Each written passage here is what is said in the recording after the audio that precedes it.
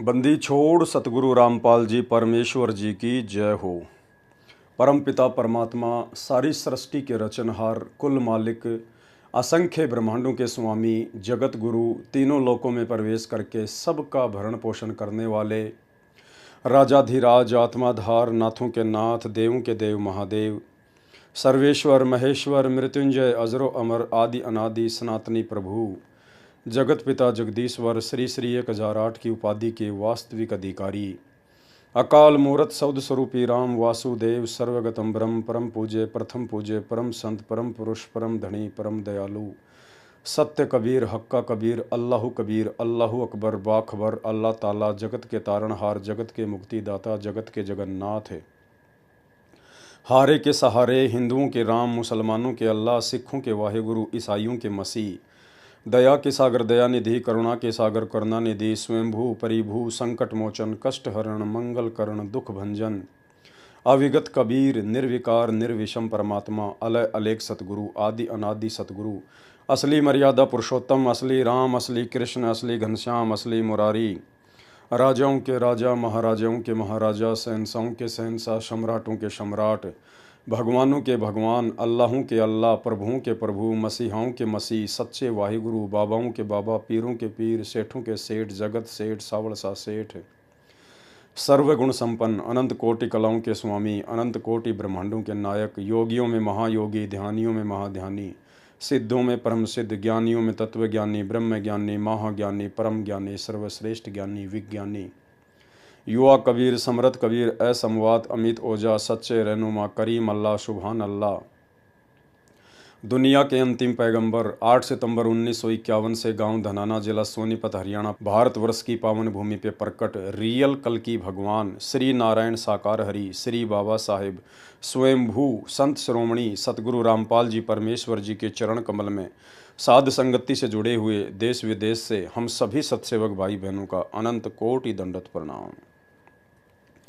सत्साई भाई और बहनों, दया परमपिता परमेश्वर सर्व सृष्टि के सर्जनहार सतगुरु रामपाल जी भगवान की जिनके शुभ आशीर्वाद से जिनके विशेष आशीर्वाद से आप और हम सभी साध संगति से जुड़े हुए सत्सेवक भाई बहन सृष्टि रचना को लेकर क्रोथा कांड के रहस्य को उजागर करते हुए आज चौथे पार्ट के ऊपर वीडियो बना रहे हैं। भाई और बहनों, सतगुरु रामपाल जी परमेश्वर जी की विशेष रजा के बिना इस कलयुग की बिचली पीढ़ी में जिस प्रकार से आप और हम सभी साध संगति से जुड़े हुए भाई बहनों का ज्ञान योग खुला हुआ है, क्योंकि सतगुरु रामपाल जी परमेश्वर जी की लाखों करोड़ों की संगत में से यदि सतगुरु को परमेश्वर के रूप में किसी ने पहचान कर परमेश्वर की तरह व्यवहार करना शुरू किया है तो केवल सत्सेवक भाई बहनों ने शुरू किया है।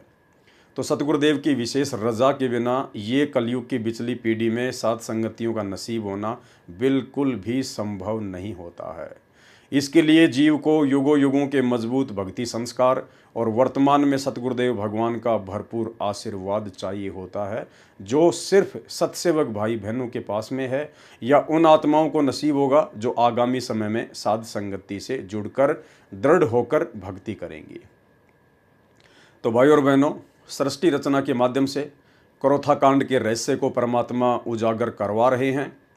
बहुत सारी नई नई बातें नए नए रहस्य आप और हमें पता चलते जा रहे हैं। कौन कौन सी वो गलतियां हैं जिन गलतियों के करने से परमात्मा के मार्ग में बाधा उत्पन्न होती है और स्वयं भी आत्मा भक्ति मार्ग से कोसों दूर हो जाती है, और किस प्रकार से हम सावधान होकर परमेश्वर की भक्ति करें, ये तमाम जानकारियां हमें उपलब्ध हो रही हैं। भाई और बहनों, सन 2008 के एक सत्संग में सतगुरु रामपाल जी परमेश्वर जी ने बताया कि आज से 15 साल पहले यानी सन 2000 से पहले जितनी भी आत्माएं जुड़ी थी वो आत्माएं ज्ञान को आधार बनाकर नहीं जुड़ी थी, वो केवल देखा देखी में जुड़ी थी, एक दूसरे भक्तों के सुखों को देखकर जुड़ी थी। एक व्यक्ति जो महादुखी था सतगुरु से उपदेश प्राप्त किया, सतगुरु ने अपने कोटे से उसको लाभ दिया, उसको जीवन दान दिया, उसके बाद उसने ढिंढोरा पीटना शुरू कर दिया अपने गुरुदेव की महिमा का। उसके सुखों को देखकर उसके रिश्तेदार जुड़े, उसके आड़ोसी पड़ोसी जुड़े। इस प्रकार से सतगुरु रामपाल जी भगवान के मार्ग में सन 1994 से सन 2005 तक संगत जुड़ी थी। परंतु वो संगत ज्ञान आधार से बिल्कुल भी कोई निर्णय नहीं ले पा रही थी, केवल अन्य संतों और पंथों की भांति देखा देखी में भक्ति मार्ग पर लगी हुई थी। आगे बढ़े उससे पहले ये छोटा सा वीडियो। विचार करना पुण्यात्माओं, ये काल हमारे साथ कितना धोखा किए हुए है। आज से जो 15 साल पहले लगे थे 100-200 परिवार, अब उनमें से मेरे ख्याल में 10% उस लगन से 10% लगे हुए, बाकी ढीले पड़ गए क्योंकि उनका सुख गणे हो गए। वो तो माया चाह थे, उनको ज्ञान था को नहीं, क्योंकि दास को भी परमात्मा ने या ज्ञान योग नहीं खोला था जब तक, क्योंकि इस ज्ञान को परमात्मा ने बैन ला रखा था कि अभी इसको प्रचार नहीं करना। क्योंकि जैसे ये ज्ञान तो दास बताता था, गांव गांव में जाकर सत्संग किया करता था, लेकिन कबीर परमेश्वर जी की वाणी से ही ये यूं का यूं बताया करता था कि ब्रह्मा विष्णु महेश की ये स्थिति है, दुर्गा की ये स्थिति है। लेकिन आम व्यक्ति का विश्वास नहीं होता, जो हमारे शिष्य थे उनका विश्वास ना होता कि ठीक है, उनको लाभ हो रहे थे, परमात्मा के नाम लेते उनके सारे संकट दूर होने लगे थे, इसलिए शिष्य तो बनने शुरू हो गए थे। क्योंकि ये जो मंत्र है, इस मंत्र का जाप पूरे विश्वास लगन के साथ जो व्यक्ति करता है, उसको ज्ञान है या ना है। जैसे डॉक्टर कोई दवाई देता है, औषधि देता है, मरीज खा लेता है, तो उसको नहीं पता इसमें कौन सा केमिकल है, कौन सा साल्ट है, तो वह दवाई अंदर गई, लाभ तो करेगी। तो ऐसे जो पुराने समय में जो भक्त लगे थे, उनको लाभ तो निरे हो गए, क्योंकि वो हमारे संग में ज्यादा रहते थे। जहां भी कहीं पाठ होता था वो सारे ही वहां आ जाते थे कि उनका सुख गणे होया करते। कुछ दिनों के बाद फिर वो अच्छे सुखी हो गए, घर में सुख हो गया, सारे लाभ होने लग गए। तो फिर हमने आश्रम करौथा में डेरा डाल लिया, वहां भी कुछ दिन आए, फिर ढीले पड़ गए, फिर संगत ज्यादा होती रही, ऐसे वो पीछे हट गए। तो कहने का भाव ये है कि एक समय ऐसा होता, वो हमसे दूर नहीं है, वो हमारे को ये भी नहीं है कि हम गुरु जी से दूर हो गए, लेकिन वो कमजोर पड़ गए और एक दिन ऐसी स्थिति आ जाएगी। वो तो भाई और बहनों, गुरुदेव भगवान के मुख कमल से आपने सुन लिया, और यही कारण था भाई और बहनों करौथा कांड का। करौथा कांड के समय जितने भी सेवादार सतगुरु के समीप रहा करते थे, आश्रम में रहा करते थे, वे सभी आत्माएं ज्ञान आधार से नहीं जुड़ी हुई थी, केवल देखा देखी में जुड़ी हुई थी। इसलिए मर्यादा भी तोड़ती रहती थी, जिस कारण से काल का दाव लगता रहता था। और यही कारण था कि उन्होंने अपनी तरफ से सतगुरु को मानुष मानकर उनको सलाह दी, जिसके आधार से करौथा आश्रम बनाया गया। और एक जीव की सलाह के ऊपर जब कोई काम होता है परमात्मा के मार्ग में, तो वो काम कभी सफल नहीं होता है। और 12 जुलाई 2006 को करौथा कांड हुआ। सतगुरुदेव भगवान को 21 महीने रोहतक की जेल में रहने के लिए बाध्य होना पड़ा, और लाखों आत्माओं को गुरुदेव भगवान के सत्संग और उनके आशीर्वाद से भी विमुख रहना पड़ा। भाई और बहनों, ये आत्माएं ज्ञान आधार से क्यों नहीं जुड़ी थी? कारण ये था कि इन सभी आत्माओं को परमात्मा ने पुनर्जीवन दिया था। सन 1994 से लेकर 2000 तक 90% आत्माओं को, भगत भाई बहनों को सतगुरु रामपाल जी भगवान ने पुनर्जीवन दिया। उन आत्माओं का आगे जीवन शेष नहीं था।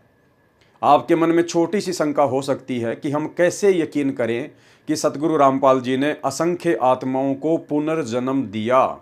भाई और बहनों, परमात्मा की एक वाणी है कि निर्गुण सरगुण एक है, दूजा ब्रह्म विकार, निर्गुण साहिब आप हैं, सरगुण संत विचार।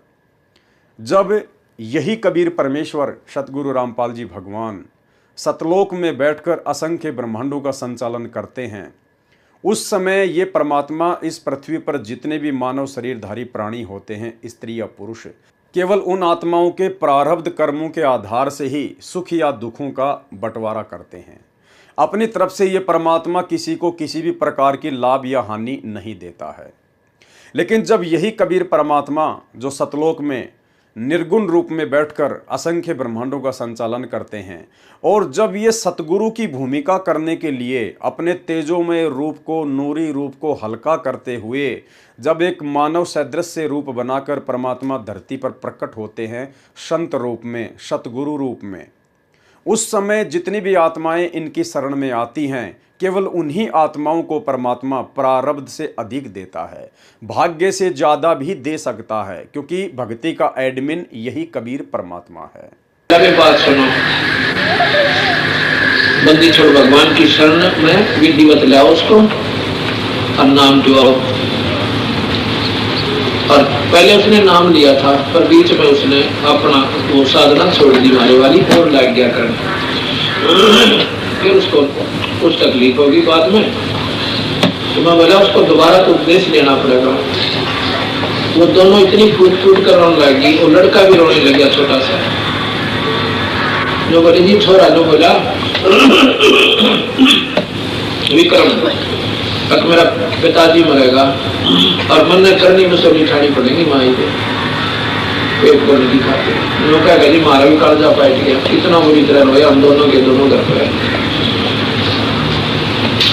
मैं बोला भी उसको लाओ यहाँ पे, और अपना दिल रखने खातिर मैंने उनको भाई सात कामना अपने कबीर भगवान के आधार पर दी कि वे चिंता न करें, ये नहीं मरेगा। परनियों को दिल डटे कहते हैं, मैंने उसको खूब कहा नहीं मरेगा, तू चिंता न करे, मेरे पे लिखवा ले यूं मर जाते। मैंने यहाँ तक कह दिया, पर कोई ना बेटा मेरा जो बोली जी आपके साथ छोड़ना कि 15 जनवरी 1999 3 हाथ रेखाएं देखने वालों ने धरती के 15 जनवरी के बाद ऐसा जीवन नहीं है। अब हम उन हाथ देखने गड़ा पक्का माने, उसने जो कह दिया फाइनल है, और तीनों ने कह दिया, एक ने भी कोई ना, फिर गुंजाइश भी नहीं रहती। बात भी सच्ची से, पर कबीर साहब के अंदर वो शक्ति है, कर्म की रेख न बदल दे। जब आत्मा इसके तरनाम रो आदमी पड़ करे, लल्लो पत्तो करनी है कि कोई ना सुने। अब वो था उनका, उसने नाम दोबारा लिया, अन्य बोली जी आप इसमें साक्षर आए हैं, ये 3 जनवरी की बात से, तो बोले 15 जनवरी लास्ट लिख रखिए, ये सेवा कर देगा आपके पास, आ जा भाई देखी जाएगी। उसने नाम दे दिया, हमारे साथ रहने लगे। जब आ गई 14 जनवरी रोटी खानी छोड़ दी, खावत पहले हम इसी था बेचारा, इतनी बुरी पीड़ा है इसलिए यहाँ पर गले में और सारे शरीर में कापड़ लगे। 14 जनवरी जब आई रोटी खानी छोड़ दी, मैं बोला भाई कृष्ण खाना खा लिया? अब जी खा लिया, मतलब ऐसे बोला। वो तो जिसका सत्संग चल रहा था उन्होंने बोला जी भोजन नहीं खा, भगत जी न्यों का उठ का आया थाली पर, और भाई जिसका जन्म रखा मरने का किसी रोटी खाई नहीं। बात भी सच्ची है, देखो जिसका ना बीता वो तो कुछ भी कह दो, पर जिसकी रस्म आसमी होगी नहीं कहानी तो सीने आ जाएंगे। मैं बोला भाई तो मेरे कहती वादी रोटी खा ले। मुश्किल से उसने 15 मिनट बाद टूक अंदर गया, उसको बोला सेब खा ले, बोला जो मन अच्छी नहीं लगे। अच्छा भाई 15 जनवरी आ गई, चाह भी नहीं पीवा। 15 जनवरी आ गई, उस दिन हम वही थे, मध्य का दिन था, वह 15 भी पूरी होगी, मतलब फिर 16 भी पूरी होगी, 17 भी चली गई, 18 तारीख ने बोला जी भी नहीं मरता मैं, नो करके है क्यों ही लिखे होता है, बोला जी बस ये भी नहीं मरता। 15 तारीख थी मेरी, एक उसने देख लिया, दूसरी 15 जनवरी की आश्रम में काम करे, नो का जीव सर कोई तकलीफ नहीं। उसके बाद कौन सतगुरुदेव ये सेवा करते हैं, फोटो उतर है इसका, आत्मा की सूट ले रहा है, क्रिया करनी ले रहा है, ये वहां क्रोध आश्रम में सेवा कर रहा है, कौन सतगुरुदेव। तो इस प्रकार ये पूर्ण परमात्मा है, अनंत कोटि ब्रह्मांड के भगवान से। अब इन बातों का हमने ये सारा क्यों लेना पड़ रहा है, एडवर्टाइजमेंट क्यों करनी पड़े सर? इसलिए कि ये सुखता है मुफ्त का, ये हमारा उद्देश्य नहीं है। कि हम ये छू मंत्र करते आ जाए। तो भाइयों और बहनों, जितनी भी आत्मा सन 1994 से लेकर 2000 तक सतगुरु रामपाल जी परमेश्वर जी की शरण में आई, उनमें से 90% जो आत्माएं थी वो महादुखी थी, उनके ऊपर महाकष्ट थे। किसी को तो डॉक्टर ने बिल्कुल जवाब दे दिया था कि बस अब आपका जीवन शेष नहीं है। किसी को भूत और प्रेतों का साया इतना भयंकर था कि वो हर जगह से दुखी होकर अंत में घर पर थक हार कर बैठ गए थे कि अब तो मरना ही शेष है। उन सभी आत्माओं को जब सतगुरु रामपाल जी परमेश्वर जी के बारे में पता चला तो वो आत्मा अपने संकट निवारण के लिए सतगुरु की शरण में गई, और सतगुरु की शरण में जाते ही उन आत्माओं को तुरंत लाभ होने शुरू हो गए, चाहे वो शरीर से संबंधित हो या चाहे व्यवसाय से संबंधित हो, और उन आत्माओं को फिर पुनर्जीवन मिला। अब भाइयों और बहनों, सतगुरु की शरण में आने के बाद पुनर्जीवन कैसे मिला? क्योंकि जिस समय वो आत्मा सतगुरु की शरण में आई उससे पहले वो हर जगह भटक चुकी थी, हर प्रकार से वो टूट चुकी थी कि अब जीवन शेष नहीं है। यदि उनका जीवन शेष होता तो भाइयों और बहनों, उन आत्माओं को जहां भी वो हॉस्पिटल में थी तो वहां से उनको राहत मिल जाती। वो जिस भी जादू जंत्र वाले के पास जा रहे थे, शाणे या टोटके करने वालों के पास जा रहे थे, वहां से उनको राहत मिल जानी थी। लेकिन ना उनको हॉस्पिटल से राहत मिली, ना उनको किसी जंत्र मंत्र वाले से राहत मिली। क्यों नहीं मिली? क्योंकि उनके पिछले भक्ति पुण्य समाप्त हो चुके थे, उनके पास में पिछला भक्ति धन शेष नहीं था। उनकी बैटरी जो अध्यात्म वाली बैटरी है, जो दान पुण्य और भक्ति वाली बैटरी है, वो बिल्कुल डिस्चार्ज होने की कगार पर थी। अगर उनका जीवन शेष होता तो भाइयों और बहनों, परमात्मा ने जो विधान बना रखा है, जब भी किसी आत्मा के ऊपर कोई आपत्ति आती है और जब वो आत्मा परमेश्वर को पुकारती है, भले वो किसी की भी भक्ति कर रही है, लेकिन आत्मा से जब वो अपने परमात्मा को पुकारती है तो गुरुदेव भगवान ने, इस कबीर परमात्मा ने एक सिस्टम बना रखा है। उस आत्मा की पुकार सर्वप्रथम धर्मराज के दरबार में जाती है। धर्मराज तुरंत उस आत्मा की पुकार को सुनकर और फिर उसका अकाउंट चेक करता है कि इसके भाग्य में कोई ऐसा दान पुण्य या भक्ति वगैरह है जिसके चलते मैं इसको इस समस्या से राहत दे सकूं। और जब धर्मराज देखता है कि इसके भाग्य में कोई दान पुण्य या भक्ति शेष नहीं है तो धर्मराज उस अकाउंट को वापस बंद कर देता है कि अब इसके अंतिम दिन है, अब इसका किसी प्रकार से कोई भी समाधान नहीं किया जा सकता है। तो भाइयों और बहनों, फिर उस आत्मा के सामने अपना शरीर त्यागने के अलावा दूसरा कोई भी ऑप्शन शेष नहीं होता है। और वही आत्मा यदि किसी संत की शरण में आ जाती है, जो पूर्ण संत है, जो स्वयं कबीर परमात्मा है, क्योंकि पूर्ण संत की भूमिका केवल स्वयं कबीर भगवान ही निभाते हैं, अन्यथा धरती पर कोई पूर्ण संत नहीं हो सकता। क्योंकि 21 ब्रह्मांड में जितने भी प्राणी हैं ये सब सतलोक से आई हुई आत्मा है, अपने भगवान से दगा करके आई हुई आत्माएं हैं। 21 ब्रह्मांड की सभी आत्माएं केवल जीव हैं, आम प्राणी हैं, कोई परम ज्ञानी नहीं है, कोई परम संत नहीं है। परम संत और परम ज्ञानी की भूमिका कबीर परमात्मा स्वयं ही सतगुरु रूप में आके निभाता है। तो जब वो महादुखी व्यक्ति जिनका आगे जीवन शेष नहीं है, धर्मराज भी उनका अकाउंट देखकर बंद कर चुका है, जब वो आत्मा किसी के कहने से जब उस पूर्ण संत की शरण में जाती हैं तो पूर्ण संत फिर अपने आशीर्वाद से, अपने कोटे से उन आत्माओं का जीवन एक्सटेंड कर देता है, उनकी आयु को बढ़ा देता है। क्योंकि वेदों में पूर्ण संत के रूप में आने वाले कबीर भगवान की महिमा लिखी हुई है कि वो परमात्मा अपने साधक के, जो उनकी शरण में आ जाता है, जो उनकी भक्ति करता है, उसके असाध्य से असाध्य रोग को भी नष्ट कर सकता है। यदि साधक की मृत्यु होनी हो और यदि वो मृत्यु को प्राप्त करके धर्मराज के दरबार में चला गया हो तो भी वो पूर्ण संत धर्मराज के दरबार से उस आत्मा को छुड़वा कर वापस 100 वर्ष का जीवन प्रदान कर सकता है।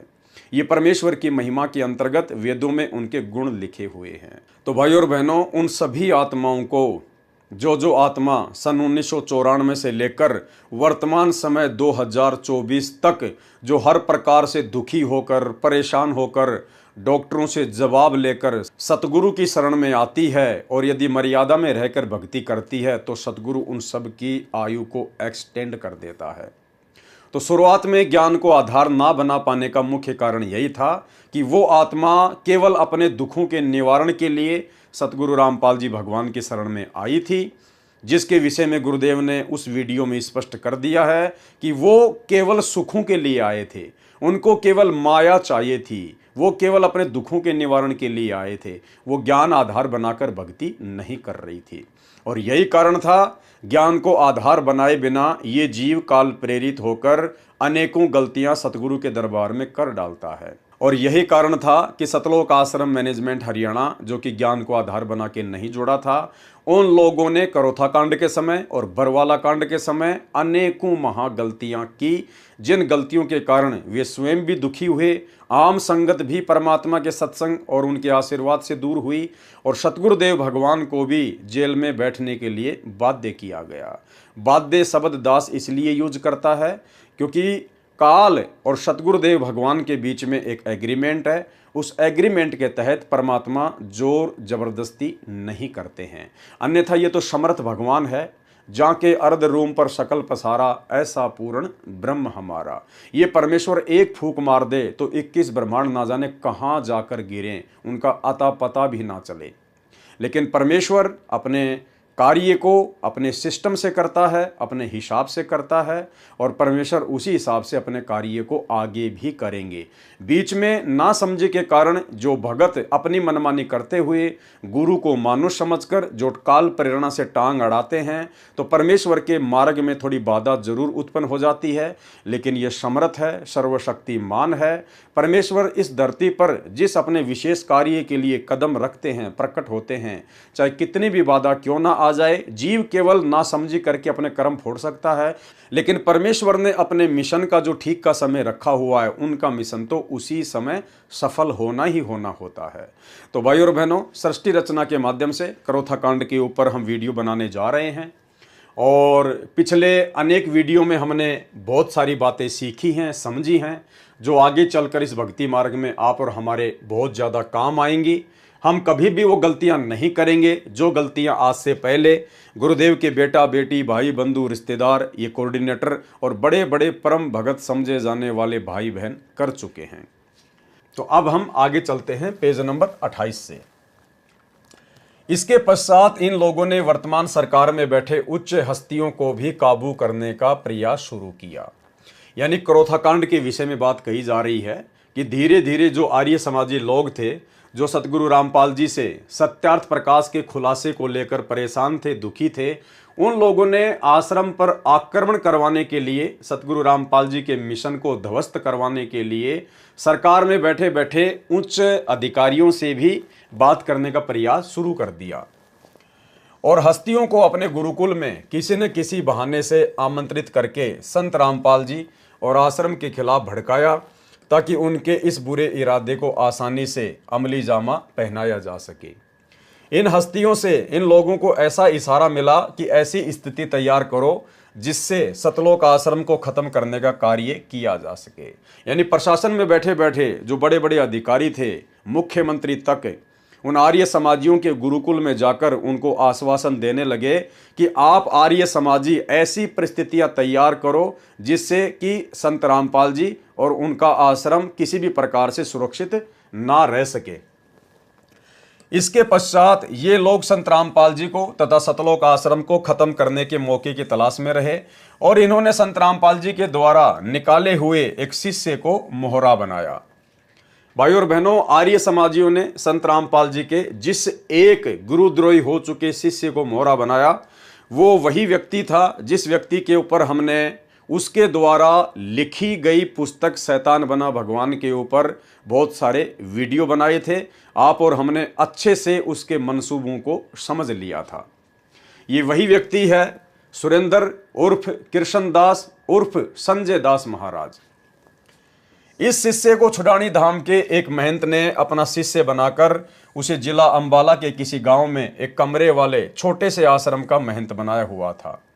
यानी सतगुरु रामपाल जी ने इस व्यक्ति की अनेकों गलतियां देखकर सन 2000 में इसको सतलोक आश्रम करोथा से बाहर निकाल दिया था। ये व्यक्ति गुरुद्रोही हो चुका था। सतगुरु रामपाल जी परमेश्वर जी ने इस व्यक्ति को बहुत सारे मौके दिए, इसकी ढेर सारी गलतियां माफ की, इसको 7 बार सतगुरु ने मौके दिए, लेकिन ये गलतियां करने से बाज नहीं आया, तो सतगुरुदेव भगवान ने इसको आश्रम से बाहर कर दिया।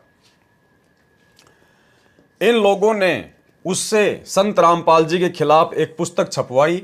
इस पुस्तक में संत रामपाल जी के खिलाफ अनैतिक व अभद्र भाषा का प्रयोग किया गया है और उनके विरुद्ध आर्य समाजियों की तर्ज पर बेहुदे, बेबुनियाद और अश्लील आरोप लगाए गए हैं। इन लोगों ने इस किताब को करोथा, डिग्गल तथा अन्य नज़दीक गांवों में बंटवाया। इस पुस्तक को पढ़ने के पश्चात गांव डिग्गल के लोगों ने श्री जागेराम निवासी डिग्गल, जो संत रामपाल जी के शिष्य भी हैं, उनको बताया कि इस किताब में उनकी पुत्री के खिलाफ भी इशारा है। यानी जब हम भाई बहनों ने शैतान बना भगवान पुस्तक के ऊपर वीडियो बनाए थे, तो उसमें उस गुरुद्रोही हो चुके व्यक्ति कृष्णदास महाराज ने उस पुस्तक में जिक्र किया था कि ऐसे ऐसे एक लड़की, जब मैं अंदर गया सतलोक आश्रम करोथा के कमरे में, तो संत रामपाल जी और वो लड़की एकांत में बैठे हुए थे। मुझे देखकर बिल्कुल भी अच्छा नहीं लगा। उस बहन का नाम था सरोज और उसका जो पिता था जागे राम, जो कि डिग्गल गांव का था, वो भी सतगुरु रामपाल जी का ही शिष्य था। गांव डिग्गल के लोगों ने श्री जागेराम निवासी डिग्गल, जो संत रामपाल जी के शिष्य भी हैं, उनको बताया कि इस किताब में उनकी पुत्री के खिलाफ भी इशारा है। श्री जागेराम ने इस किताब की एक प्रति प्राप्त की और अपने परिवार के सदस्यों के साथ विचार विमर्श किया। उनकी पुत्री ने भी किताब के लेखक से टेलीफोन पर संपर्क किया और उससे पूछा कि उसने इतनी गंदी और अनैतिक बातें पुस्तक में क्यों लिखी है। भाई और बहनों, शिक्षा लेनी है हमें इस पुस्तक से कोई मतलब नहीं है। करोथा कांड हो चुका है, सारी बातें हो चुकी हैं, परमात्मा जेल जा चुके हैं, जेल से वापस भी आ चुके थे और करोथा कांड का मुकदमा भी समाप्त हो चुका है। हमने केवल शिक्षा लेनी है। जब वो शैतान बना भगवान पुस्तक उस बहन सरोज के पिता श्री जागे राम जी ने पढ़ी, जो कि संत रामपाल जी का शिष्य था, वर्तमान में है या नहीं है दास को नहीं पता, तो उसने अपने परिवार में बैठकर विचार विमर्श किया और जिस गुरुद्रोही व्यक्ति ने वो पुस्तक लिखी थी, उसके मोबाइल नंबर भी उसी पुस्तक पर दिए हुए हैं, उन्होंने उससे संपर्क किया कि भाई आपने ऐसी बेहुदा बातें हमारे विषय में क्यों लिखी हैं। भाई और बहनों, यदि वर्तमान में ऐसी कोई परिस्थिति पैदा हो जाए आप और हमारे साथ में, तो हमने क्या करना है? हमने किसी भी प्रकार से उस पुस्तक के लेखक से संपर्क नहीं करना है।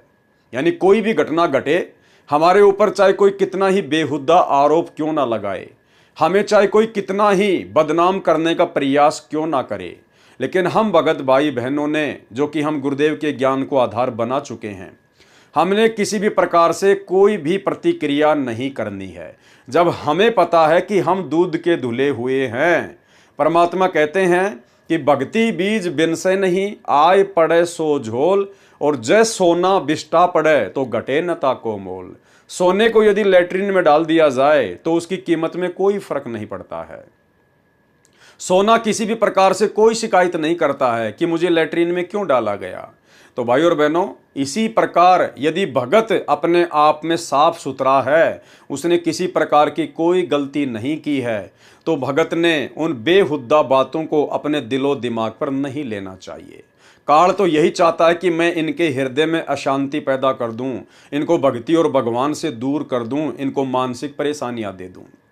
तो आप और हमारे सामने यदि निकट भविष्य में इस प्रकार की कोई घटना घटित होती है किसी के भी माध्यम से, तो भाई और बहनों, हमने किसी भी प्रकार की कोई भी प्रतिक्रिया नहीं देनी है। कोई व्यक्ति हमारे खिलाफ कितना गंदा बोलता है, कितना ही बेहुदा बोलता है, हमने किसी प्रकार की कोई प्रतिक्रिया नहीं देनी है। परमात्मा कहते हैं राम किसी को मारे नहीं, मारे तो हत्यारा राम, अपने आप ही मर जाएंगे कर कर खोटे काम। और गुरुदेव ने एक भगत के लिए आदेश दिया है अपनी वाणी में कि जो तोकू काटा बोवे वाको बोतू फूल, और तोहे फूल के फूल है वाको है त्रिशूल। समय आने पर जो गलत होगा उसे उसकी सजा अवश्य मिलेगी। तो हम भाई बहनों ने कोई प्रतिक्रिया किसी प्रकार की नहीं करनी है। इसी प्रकार इन भाई बहनों ने, श्रीमान जागेराम जी ने और उनकी पुत्री सरोज देवी ने जो कि दोनों ही सतगुरु रामपाल जी के शिष्य थे, तो इन्होंने किसी भी प्रकार की कोई प्रतिक्रिया उस समय नहीं देनी चाहिए थी। और यदि इनको कोई दिक्कत थी तो इन्होंने अपने गुरुदेव भगवान से संपर्क करना था, क्योंकि आप लोगों से पहले तो आपके गुरुदेव को निराधार रूप से उस पुस्तक में उस गुरुद्रोही व्यक्ति के द्वारा बदनाम करने का कुप्रयास किया गया है। जब आपके गुरुदेव ने कोई प्रतिक्रिया नहीं दी तो भाई और बहनों, आप तो गुरुदेव के भगत हैं, आपने भला क्यों प्रतिक्रिया दी? क्यों आपने उस व्यक्ति से संपर्क साधा? क्यों आपने उस व्यक्ति से जानना चाहा कि आपने हमारे विषय में ऐसा क्यों लिखा है? यदि आप इस प्रकार की प्रतिक्रिया देते हैं तो कहीं ना कहीं ये आपके ज्ञान की कमी है, क्योंकि आप अपनी उस बेइज्जती को सहन नहीं कर पा रहे हैं। और भक्ति मार्ग में भगत की ना कोई इज्जत होती है, ना कोई बेइज्जती होती है। भले भगत की कोई बेइज्जती करे, भगत को कोई फर्क नहीं पड़ता है, क्योंकि भगत मिट्टी होता है। और यदि भगत को कोई इज्जत दे तो भगत को मान बढ़ाई में नहीं आना चाहिए, क्योंकि इज्जत इस जीव की सबसे बड़ी दुश्मन है। एक सत्संग में गुरुदेव भगवान ने बताया कि यदि किसी गोरी लड़की को, जिसका गोरा रंग है, उसको यदि कोई काली काली काली काली बोले कि ए काली इधर आ, तो वो लड़की बुरा नहीं मानती है, क्योंकि उसको पता है कि मैं तो गोरी हूं और ये मुझे काली कह रहा है, तो या तो ये अंधा है या फिर ये नशे में है, तो वो बेटी बुरा नहीं मानती है। और यदि किसी काली लड़की को कह दिया जाए ए काली, तो वो तुरंत बुरा मान जाएगी। तो उस समय ज्ञान आधार नहीं था, इसलिए इन आत्माओं ने बात को अपने दिल के ऊपर ले लिया और इन्होंने पुस्तक के लेखक से संपर्क साधा। उनकी पुत्री ने भी किताब के लेखक से टेलीफोन पर संपर्क किया और उससे पूछा कि उसने इतनी गंदी और अनैतिक बातें पुस्तक में क्यों लिखी है। लेखक श्री कृष्णदास उर्फ संजय ने उसको इस बारे में बातचीत करने के लिए दयालदास कोठी आश्रम छुडानी में आकर बात करने को कहा। वह अपने माता पिता और पुत्र के साथ बात करने के लिए छुडानी आश्रम पहुंचे। भाई और बहनों, उसके बाद वो बहन बिना अपने गुरुदेव भगवान से विचार विमर्श किए, बिना उनकी आज्ञा लिए, वो लड़की अपने पिता के साथ और अपने बेटे के साथ में छुडानी आश्रम में चली जाती है, जहां पर उसको उस गुरुद्रोही व्यक्ति ने बुलवाया था। छुडानी पहुंचकर जैसे ही बातचीत शुरू हुई, छुडानी आश्रम के लोगों ने तथा उस पुस्तक के लेखक ने अभद्र भाषा में बोलना शुरू कर दिया। देखो भाई और बहनों, जैसी क्रिया वैसी प्रतिक्रिया।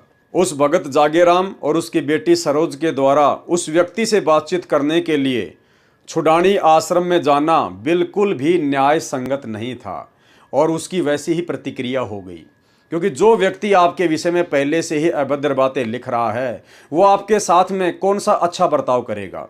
और वहाँ पर लड़ाई झगड़ा हो गया, मारपीट की नौबत आ गई और काफ़ी कुछ वहाँ पर हुआ। छुडानी पहुँचकर जैसे ही बातचीत शुरू हुई, छुडानी आश्रम के लोगों ने तथा उस पुस्तक के लेखक ने अभद्र भाषा में बोलना शुरू कर दिया और हाथापाई पर उतर आए। उन्होंने उस बहन के साथ भी दुर्व्यवहार किया और उसके कपड़े फाड़ दिए, वह छाती में हाथ मारकर धकेल दिया। किसी न किसी तरह वे बचकर भागे और दुल्हेड़ा गांव की पुलिस चौकी पर पहुंचकर इस मामले की रिपोर्ट दर्ज करवाने को कहा। पुलिस चौकी में उनको 2 घंटे बैठाए रखा और रिपोर्ट दर्ज नहीं की और बाद में उनको बताया कि वो छुडानी गांव में जा रहे हैं, क्योंकि कुछ लोगों ने छुडानी आश्रम में रहने वालों को पीटा है।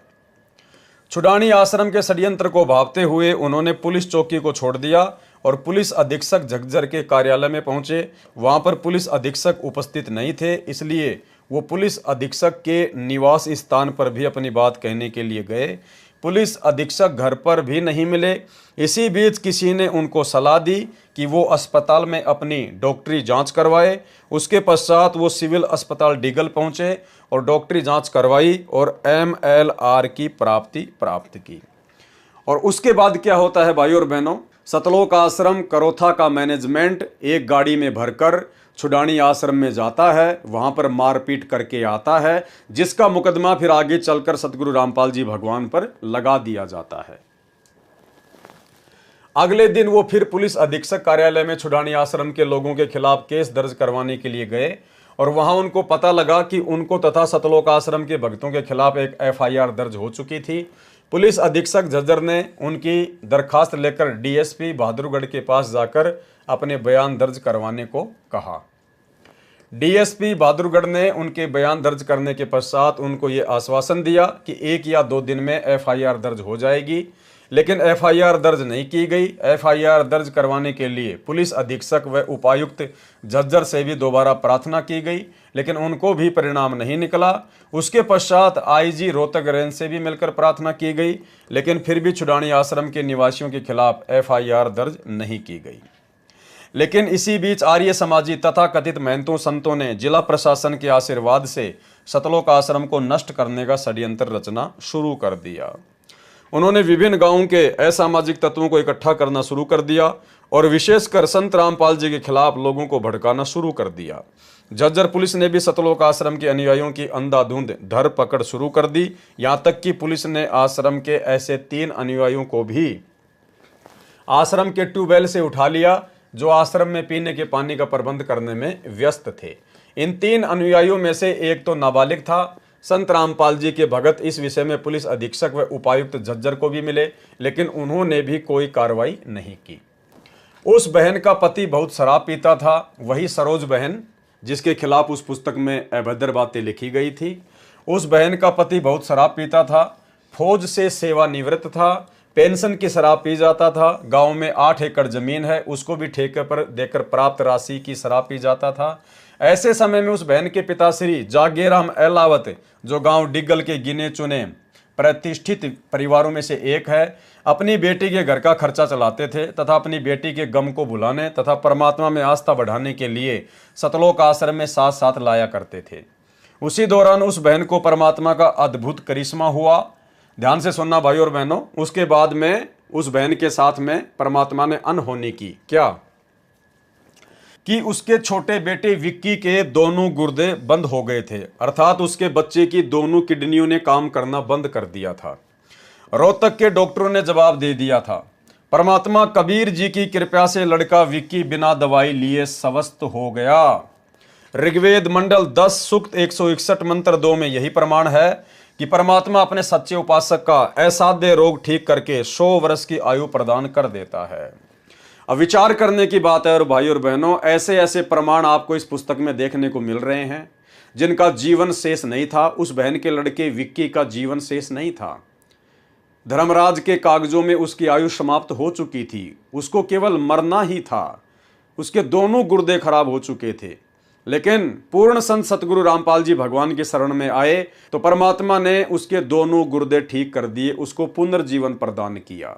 तो ये बहुत ही विचारणीय विषय भाई और बहनों कि गुरुदेव भगवान के रहते सहते धरती पर, इस कबीर परमेश्वर के धरती पर प्रकट रहते सहते, और जिन्होंने सन 1994 से ना जाने कितने असाध्य रोगों को ठीक किया, लोगों को जीवन दान दिया, आज उसी परम संत के आश्रम में, जिस परम संत ने जिन जिन लाखों आत्माओं को जीवन दान दिया असाध्य रोगों से, बिना किसी हॉस्पिटल के, बिना किसी इंजेक्शन के, बिना किसी मेडिसिन के, आज उसी परम संत के नाम से खोले जा रहे आश्रम में उनके परिवार के द्वारा धनाना आश्रम में 3 एकड़ जमीन में इतना बड़ा हॉस्पिटल आखिर क्यों बनाया जा रहा है? सीधा सीधा मतलब यही है कि आज भी ये लोग सतगुरु रामपाल जी परमात्मा को नहीं समझ पा रहे हैं। आज भी सतलोक आश्रम मैनेजमेंट हरियाणा की अध्यात्म को लेके उतनी ही बुद्धि काम करती है जितना कि सन 1999 में सतलोक आश्रम करोथा वाले सेवादारों की बुद्धि काम करती थी। आज भी ये लोग गुरु को मानुष ही मानते हैं। अन्यथा भाई और बहनों, आश्रम में हॉस्पिटल खोलना तो एक प्रकार से परम संत की बेइज्जती करना है। अगर हॉस्पिटलों से ही रोग ठीक होना होता तो लोग दुखी होकर सतगुरु रामपाल जी की शरण में नहीं आते। उसके पश्चात बहन सरोज का अटूट विश्वास परमात्मा में हो गया। अधिक से अधिक समय सत्संग सुनने में लगाने लगी। उस गुरुद्रोही जैसे दुर्बुद्धि व्यक्तियों ने तो बहन मीराबाई जैसी भक्तमतियों को भी नहीं छोड़ा था। यदि सीता जी पत्नी श्री रामचंद्र भगवान वर्तमान में किसी आश्रम में अपने दुख के समय को व्यतीत करती है तो उस बागी जैसे व आर्य समाजी कहलाने वाले तथा वर्तमान के मीडिया वालों को उस माता व ऋषि वाल्मीकि जी पर भी कीचड़ उछालने में कोई कसर नहीं छोड़ते। त्रेता युग में गर्भवती सीता जी श्री वाल्मीकि जी के आश्रम में रही, वहाँ लव नामक पुत्र को जन्म दिया। लव 2 वर्ष की आयु का हुआ तो किसी कारण से ऋषि वाल्मीकि जी ने एक लड़का कुश घास से अपनी सिद्धि से उत्पन्न कर दिया था। उस समय के व्यक्ति सभ्य थे, उन्होंने माता सीता पर कोई लांछन नहीं लगाया। वर्तमान के आर्य समाजी व गुरुद्रोही जैसे नकली संत व विवेकहीन मीडिया वाले तो आज उस सती सीता का भी दुष्प्रचार कर डालते, परंतु सांच को आंच नहीं होती। उस ढोंगी ने जिस प्रकार एक अच्छे खानदान की बहन के चरित्र पर कीचड़ उछाला है, उसी प्रकार उस संजय पुत्र श्री बलवान सिंह मिस्त्री गांव करोथा की बड़ी बहन आयु 26 वर्ष व माता भी उस कमरे में अन्य की तरह अपने गुरुदेव के दर्शन व चरण स्पर्श करती थी, क्योंकि उस समय केवल एक ही कमरा था जो 12 गुणा 18 वर्ग फुट का था तथा एक रसोई तथा स्नान घर बना था जिसमें संत रामपाल जी महाराज विश्राम करते थे। एक बड़ा हॉल था जिसमें आश्रम के स्थायी सेवक विश्राम करते थे। उस ढोंगी ने अपनी माता तथा बहन के विषय में क्यों नहीं लिखा? उसकी बहन तथा माता जी भी कभी कभी उसी रसोई घर में महाराज जी की चाय आदि बनाकर आती थी। यदि उसकी पुस्तक में लिखे मिथ्या लेख में सच्चाई थी तो उसी समय क्यों नहीं लिखा जब वह सन 2000 में आश्रम से गया था? बहन सरोज को बदनाम करने का कारण यह है कि एक बार उस संजय कृष्णदास को भक्तों ने फोन सुनने के लिए आश्रम का मोबाइल फोन दे दिया। अब देखना भाइयों और बहनों, हमारी हर प्रकार की भ्रमणा परमात्मा इन पुस्तकों के माध्यम से मिटा देगा। बहुत सारे भाई बहन सोचते हैं अपने परिवार से दुखी होकर, अपने पति से दुखी होकर या अपनी पत्नी से दुखी होकर या अन्य किसी प्रकार की समस्या से दुखी होकर कि मैं तो गुरुजी के आश्रम में जाके भक्ति करूंगा, आश्रम में बहुत अच्छी भक्ति होती है, मैं तो बस आप गुरुजी आ जाएं उसके बाद मैं तो गुरुजी के पास में रहूंगा, आश्रम में रहूंगा, सब कुछ छोड़ छाड़ के। भाइयों और बहनों, ये सतगुरु रामपाल जी परमेश्वर जी की सत भक्ति परिवार में रह के, अपने बाल बच्चों के साथ में रह के, थोड़ा बहुत संघर्ष करते हुए करने की भक्ति है। आश्रम में ये लोग रहा करते थे, वो गुरुद्रोही हो चुका व्यक्ति भी आश्रम में रहा करता था। ये बहन भी आश्रम नज़दीक होने के कारण बहुत ज़्यादा समय आश्रम में रहा करती थी, आश्रम में जाया करती थी बार बार। अब आश्रम में भाइयों और बहनों किस प्रकार से राग द्वेष और ईर्ष्या कूट कूट कर भरी होती है, क्योंकि आप जितना गुरुदेव भगवान के नज़दीक रहोगे, उनके ज्ञान को समझे बिना, जब तक आप अपने गुरुदेव के ज्ञान से पूर्णतया परिचित नहीं होते हैं, और यदि आप जितना गुरुदेव के नज़दीक रहोगे, आप उतना ही अपने गुरुदेव से दूर होने की स्थिति में आ जाओगे, क्योंकि आप अपने गुरुदेव को समझ नहीं पाओगे। आप ज्ञान को आधार ना बनाकर आपस में राग द्वेष ईर्ष्या मनमुटाव के चक्कर में पड़ जाओगे। और यही सब कुछ करोथा आश्रम में होता था, मुख्य मुख्य सेवादारों के बीच में। और भाई और बहनों, उससे भी ज़्यादा गंदगी गुरुदेव के परिवार ने, जब गुरुदेव ने सन 2010 में सतलोक आश्रम बरवाला खोला, उसके बाद इन लोगों ने आश्रम में पैदा कर डाली, जिसके विषय में गुरुदेव ने 2014 बरवाला कांड के बाद पुलिस को बयान भी दिए हैं कि आश्रम में गलत काम हुए, लेकिन वो मैंने नहीं किए, वो मुख्य सेवादारों ने किए।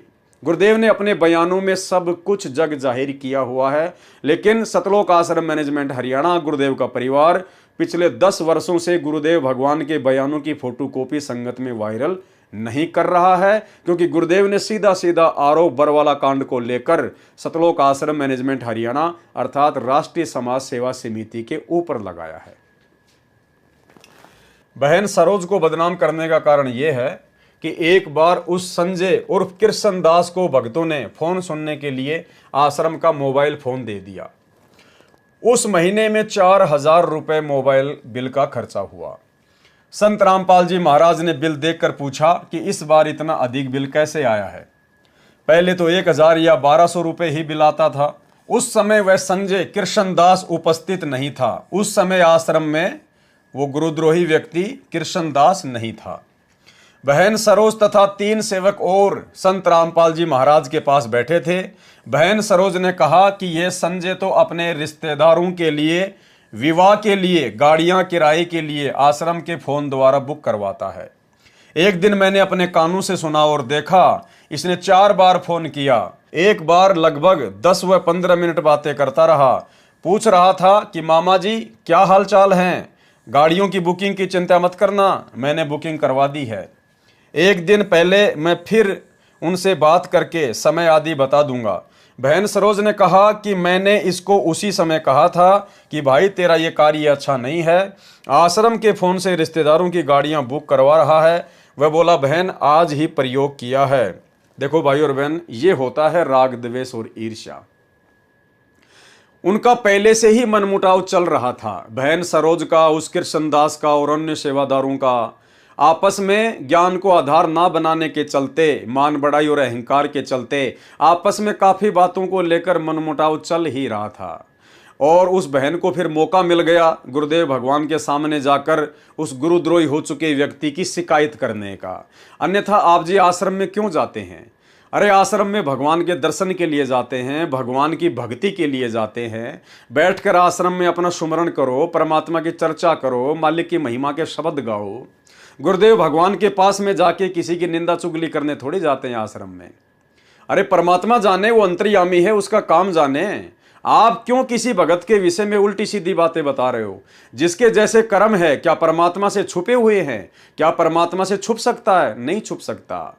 लेकिन अज्ञानता के कारण जीव आपस में मनमुटाव करने के चलते, राग द्वेष ईर्ष्या करने के चलते एक दूसरे की टांग खींचने से पीछे नहीं हटता है। और वही की वही सारी गंदगी सन 2010 से उसके बाद सतलोक आश्रम बरवाला में शुरू हो चुकी थी। ना जाने महीने में कितनी आत्माओं की एंट्री होती थी, कितनी आत्माओं की नो एंट्री होती थी।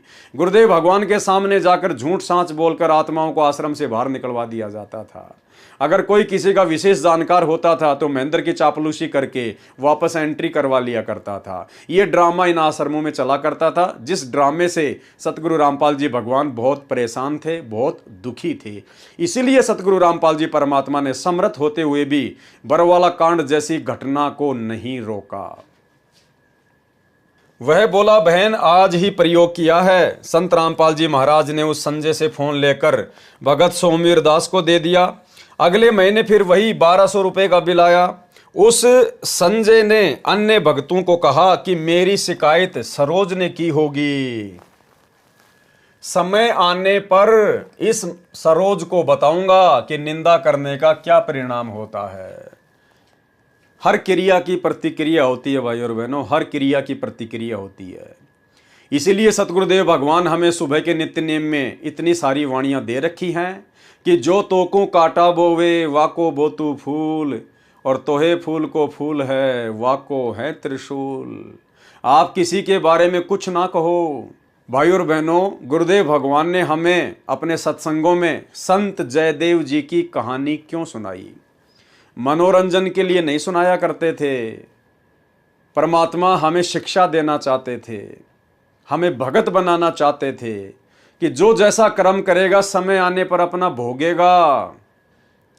लेकिन ये भगत नहीं समझ पाए और एक दूसरे की शिकायतें, निंदा चुगली गुरुदेव भगवान से करते ही रहते थे।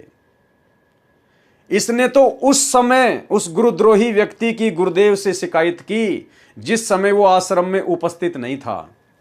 अगर वो गुरुद्रोही व्यक्ति संजय भी उसी समय गुरुदेव के पास होता तो वो बहन सरोज किसी भी प्रकार की कोई भी शिकायत गुरुदेव से उस व्यक्ति की नहीं करती।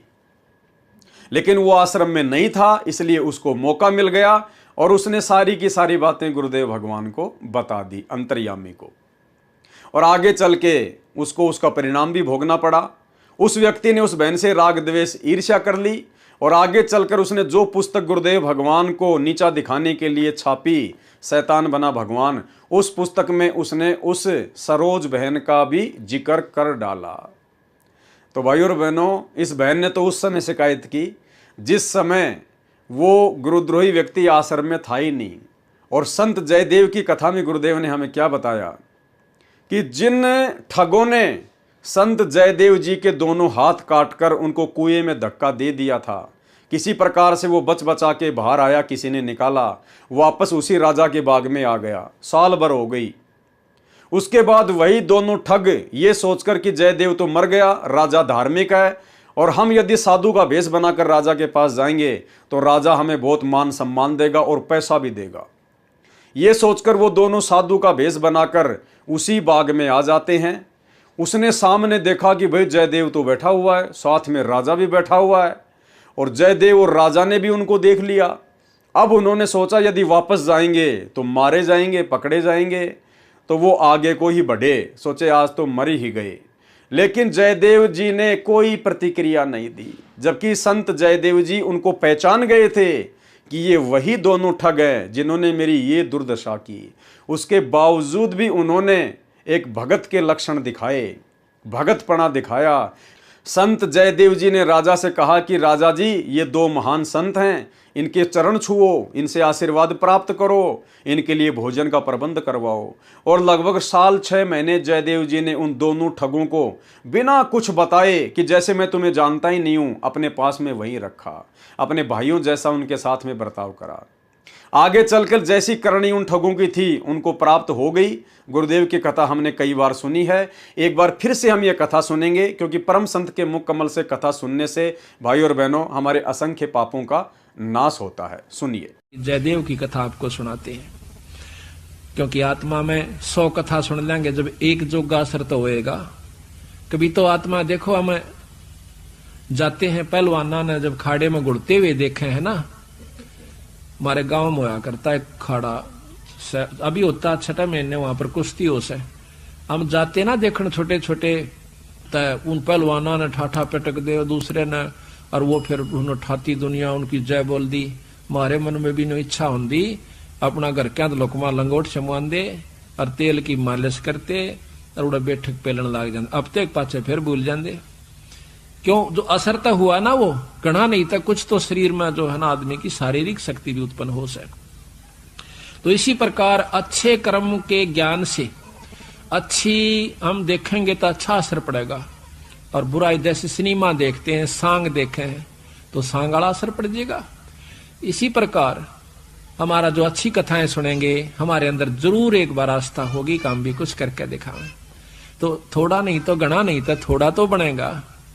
तो इसी प्रकार कहा है, एक बार एक जयदेव नाम का संत था, उसका एक लड़का हुआ, फिर उसके मन में कुछ घर में कमजोरी भी थी, कुछ वैसे भी भ्रमण की इच्छा हुई, वहां से चल पड़ा। घूमता हुआ एक राजा के बाग में डट गया। राजा रानी पहले बहुत धार्मिक होया करते थे, कोई एक आधा दुष्ट आत्मा होता था राजा, नहीं साधु सेवी सभी होया करते थे। संत को देखा, उसके दर्शन करने की खातिर दोनों आ जाते हैं, राजा और रानी बैठ गए, चरणा में सिर रखा और साधु से कहा महाराज कोई ज्ञान विचार सुनाओ। संत कथा सुनाने लग गया, मीठी मीठी कथाएं, रस भरी बातों, उनको सुनकर और राजा रानी का बहुत पसंद आया। हाथ जोड़ लिए, ए स्वामी हम आपके सेवक, आप हमारे मालिक, ई बाग में रहो महाराज। उन्हें सोचा भी चल हमने तो भोजन चाहिए और आप हमारी बात सुन लीजिए, हम अपना भजन करते रहेंगे। कहते हैं साल भर वहां पर जयदेव रहा, फिर कहा कि महाराज मैं एक बार घर होया हूं। राजा बोला महाराज जल्दी आइयो, अब जल्दी आएंगे। के ले जाओ, धन दे दिया काफी, और धन दे दिया, मोर सरफी जोड़े मंगा ली। और 2 ठग वहां पर देखे थे कि यू किद चल रहे थे, ठगा का तो यू काम हो सक चल लेगा जब राजा इसको धन देगा। अब वो ठग भी साधु का रूप बना के पहले तैयार बैठे थे, पता लग गया था कि परसों इसने जाना है, परसों तैयार होकर राह में खड़े हो गए। बैठे तो रास्ते में वो जान लग रहा जयदेव, जयदेव से बोले कि महाराज कहाँ चले? कि उस गांव में जाएंगे। कि हम भी उसी गांव में के आसपास दूसरे गांव का नाम ले दिया, उससे पहले कोई आवा था। वो बोला भी ठीक से आप तीनों चलेंगे। हाँ जी बहुत अच्छी बात से, एक ते 2 भले 2 से 3, जंगल का काम से कदे कोई ठग ना ले। जयदेव बड़ा प्रसन्न हुआ कि हे परमात्मा यह भी कृपा कर दी कि रास्ते में हमारा बोल बतला करके समय पास हो जाएगा और रास्ता तय हो जाएगा। वो ठग रास्ते में जा रहे थे, वो तो गए इस काम की खातिर थे। कहने लगे भाई पानी पिएंगे जयदेव? नाम आपस में पूछ ही लेते हैं। हाँ पानी पी लो, लो मैं निकालूंगा पानी। हाँ निकाल पानी। हाँ उससे पहले कहने लगा भाई, हाँ वो पानी निकालने लग गया तो उन्होंने गठड़ी ठा ली एक ने। जयदेव एकदम स्वभाव तो बहुत देर से बदला आदमी का, भाज का गठड़ी जयदेव ने पकड़ दी। एक नहीं भाई ये तो दक्षिणा है मेरी। उन्हें क्या किया, छिन्ना जपटी करके उस जयदेव के दोनों हाथ काट दिए। वो तो ले रहे थे अर्थ हथियार गिले और ठाकर उस कुएं में पटक दिया। और वह गठड़ी लेकर पैसे लेकर के वो जो थैला था अपना चल पड़े। इतने में कहते बंजारा की वहां पर लाइन, बंजारे आगे पूरी की पूरी डांग आग उतरी। वो पानी लेने की खातिर कुएं में जावस, बाल्टी डाली तो उस नेजू और बाल्टी यानी उस डोल के उसने हाथ फंसा लिए। वो 2-3 जने थे बंजारे, खेचे वो खिंचे नहीं। तो वो कहते भाई क्या सौदा हो गया? वो आवाज दे से भाई मन एक बार बाहर काट दो, मैं कुएं में गिर गया। मैंने सोचे कोई व्यक्ति है, उन्हें पकड़ कर बाहर काट लिया। बाहर निकाला, उसके हाथ कट रहे और लहू पड़े, खून निकल रहा। तो बोले भाई क्या लाग गया तेरे? अक ये कर्म लाग गए मेरे। किसने मारा? अक मुझे नहीं मालूम, कुछ नहीं मुंह से कहा, ना बताया। जाके और अपने, क्योंकि बंजारे जंगलों में रहा करते हैं, बहुत बढ़िया बढ़िया जड़ी बूटियां उनके पास होती थी, अपने नायक के पास ले गए, मुखिया के पास ले गए। वहां जाकर बताया तो उस नायक ने वैद्य बुलाया और वैद्य ने जड़ी बूटी इसी ला दी कि खून भी बंद और चीस भी बंद, दोनों ठीक हो गए। तो कहने लगे भाई कहां जाएगा? तुझे वहां छोड़ देंगे या हमारे साथ चल, कोई दिक्कत नहीं आने देंगे। कि नहीं, आपके साथ तो मैं नहीं चलूंगा, इस अगले नगर में मुझे छोड़ दीजिए। वहां जाकर उन्हें छोड़ दिया। जाकर राजा के बाग में फिर जा बैठा। राजा को पता चला कि महाराज संत वापस आ गए। जाके बताया नौकरों ने, और दोनों हाथ कटे हुए, दोनों हाथ कटे हुए। राजा रानी नंगे पैरों बाज लिए। जब सुना संत का नाम, आके पाया में पड़ जाए, महाराज क्या लग गया? महाराज क्या लगा? जो होना था सो हो गया भाई, मेरे कर्म लगे। मुझे बताओ महाराज, उनका अभी खून कर दो, उनके बच्चों तक पिड़वा दो। मैं ऐसा पापी नहीं महाराज, वो मेरा कर्म था, कोई संस्कार उनका मेरा किसी का था, मुझे नहीं मालूम के हुए यार, कौन था कि थे। कोई बात नहीं, साल भर हो गया। कहते हैं काफी दिन वो फिर बैठा रहा, गर्द भी होया। 12 वर्ष के बाद वो फिर दोनों ठग फिर आ जाते हैं। 3 अकाल पड़ गए, वो धन ले गए थे, वो खत्म हो गया। उनने सोची उन ठगों ने कि राजा बड़ा धार्मिक है और साधु सेवक है, जयदेव खत्म हो चुका है, अब हम वहीं चलते हैं। अच्छी कथा सी सीख ली 10-20, इन कथा न कोई पढ़ लेवा की बात से याद हो जाती है। जाकर और बाग में बढ़ गए। आगे जयदेव बैठा, राजा बैठे, सैनिक बैठे।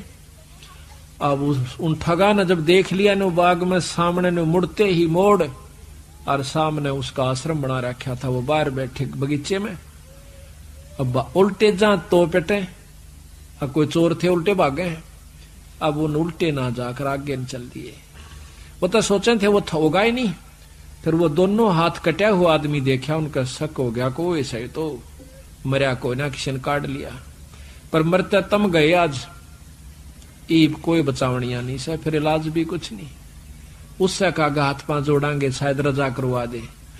तो जयदेव ने ऐसा कर लिया कि इसने पिछाने को नहीं। और साधु देख कर कहने लगा राजा से, महाराज ये 2 मेरे दोस्त आ गए, ये बड़े अच्छे साधु संत हैं, राजा इनके चरण लो। राजा ने खड़ा होकर उनके चरण लिए और बिठा दिया। भोजन पानी का प्रबंध करवा दिया। उनने सोची पिछाण में कोई ना इनके। जयदेव ने मुझे पिछाड़ा नहीं हमने, क्योंकि थोड़ी देर का संग था। तो वो साल भर रहे। साल भर के बाद उनकी खूब सेवा करवाई, साल भर खूब उनकी आदर करवाया। और चलती दफा जयदेव कहने लगा, महाराज ये दोनों संत जाओ से, इनको कुछ वो दक्षिणा दे दो। राजा ने कहना था इतनी देर में 2-3 घोड़ा का ऊपर मोर रस और फिर निरा धन लदवा के। और साथ में जयदेव कहने लगा, महाराज जी रास्ते में जंगल का काम से सिपाही भेज दो, घर छोड़ आओ इनके। 5-7 सिपाही और घोड़े और वो दोनों ठग चल पड़ते। रास्ते में जब बतलाते जावे से तो वो सिपाही पूछे से उन ठगाते, अब भाई यो जयदेव तुम्हारा के लागे से, तुम्हारा बहुत आदर करता है, बड़ी बड़ाई करता है। तो कहते महाराज कहते हैं नीच आदमी जो होते हैं वो अपनी आदत नहीं जाया करते। कि एक यहाँ छोटा सा उदाहरण और से, जब कबीर साहब ने भंडारा किया ना, 9 लाख बॉडी आ गई और जय जयकार करी दुनिया ने, तो शेख तक की जड़ा करता बंदी छोड़ते हैं। फिर भी ने बोला के करा से ससुरे ने, इसे तो हम 100 कर दिया। यानी अपनी बड़ाई रखनी चाहिए और उसका अच्छे कर्म को भी नहीं सराहा। और जो भक्त आत्मा थे वह नो कहते भाई कमाल कर दिया, ईसा यज्ञता हमने कितना देखा है कोई ना, बड़े भोजन मोहन भोजन खाए, बड़े आनंद पाए। तो जो पुण्य आत्मा थी वह तो बड़ाई करे थी, और नीच आदमी उस समय भी बुराई ही कर रहा था, इतनी महान समागम की। तो यहाँ गरीबदास जी कहते हैं कोई कहे जग जौनार किया, कोई कहे महोछा, और बड़े बड़ाई करा करा यो गाली काढ़े ओछा। ओछे आदमी जो होते हैं वो गाली निकाला करें, और भले व्यक्ति भलाई करा करे, बड़ाई करा करते हैं। तो वो दोनों कहने लगे भाई सच्ची बता दो, अका सच्ची बता दो, यो बहुत नीच आदमी से। बोला जयदेव, बोला अच्छा की बात है, कि हम तीनों इकट्ठे रहा करते एक राजा के घर पे, और ये इतना गंदा है, इसने रानी गेला खोटा कर्म कर दिया, राजा इसने जीत मारे था, और हमने हाथ जोड़ कर बचवाया, इसके हाथ कटन में बच गया, यू हमने छोड़ कर आ गया था, माँ तू निकल जाड़े, तो हमने यूं कह दिया तेरी जान बच जाएगी।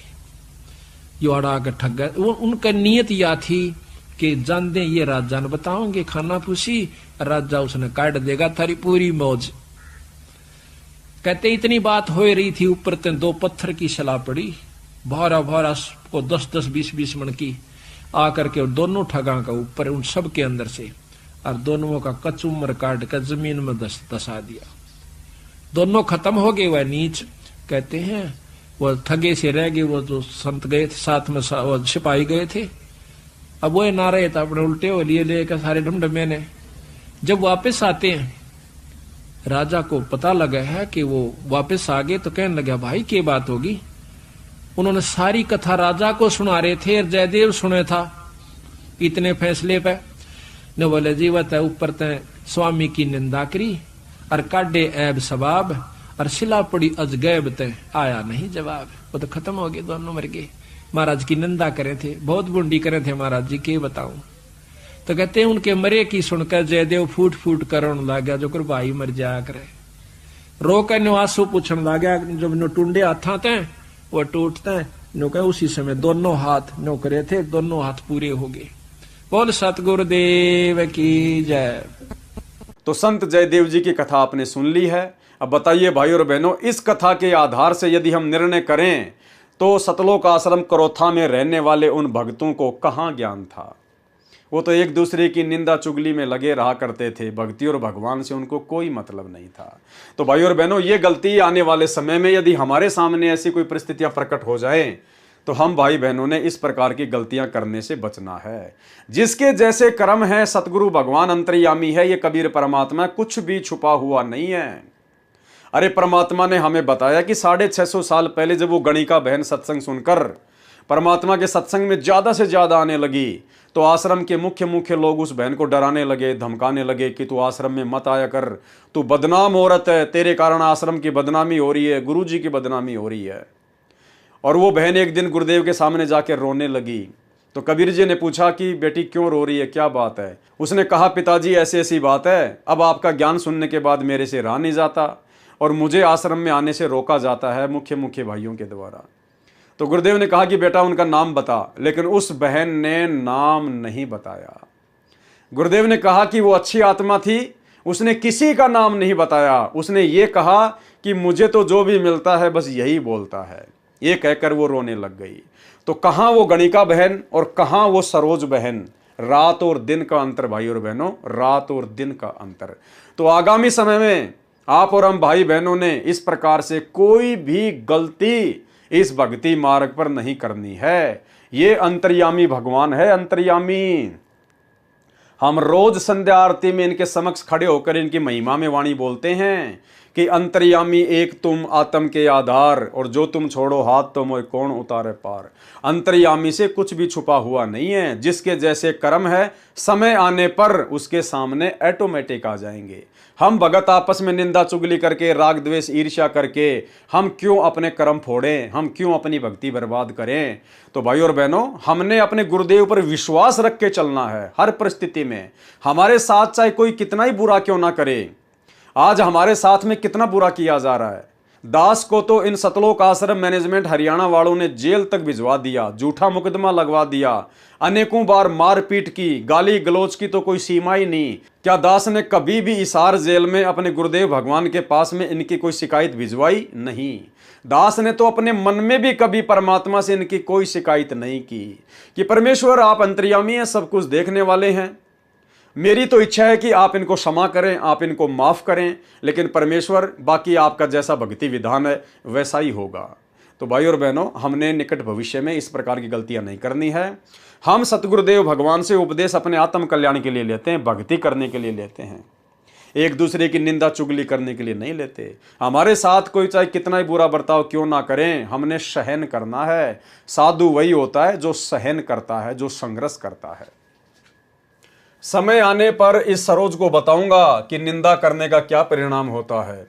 वही प्रतिशोध उस कपटी ने अब आर्य समाजियों के उकसाने पर लिया है। वास्तविकता यह है कि संत रामपाल जी महाराज ने उस ढोंगी के ढोंग का पर्दाफाश करने के लिए भक्ति मार्ग पर शास्त्र अनुकूल तर्क युक्त एक पुस्तक भक्ति और भगवान जो दिसंबर 2005 में लिखी थी, उस पुस्तक में पर्दाफाश होने के पश्चात उसने आर्य समाजियों के उकसाने पर संत रामपाल जी महाराज पर झूठे आरोप लगाए। विचार करने की बात है कि बहन सरोज के माता पिता भी सतलोक आश्रम में सत्संग सुनने व सेवा करने आते जाते रहते हैं। उन्हीं के साथ उनकी बेटी सरोज भी सतलोक आश्रम करोथा में सेवा करने तथा सत्संग सुनने के उद्देश्य से जाती रही है। जैसे उस ढोंगी संजय उर्फ कृष्ण दास की बहन 26 वर्ष भी अपने माता तथा पिता श्री बलवान सिंह के साथ जाती रही है।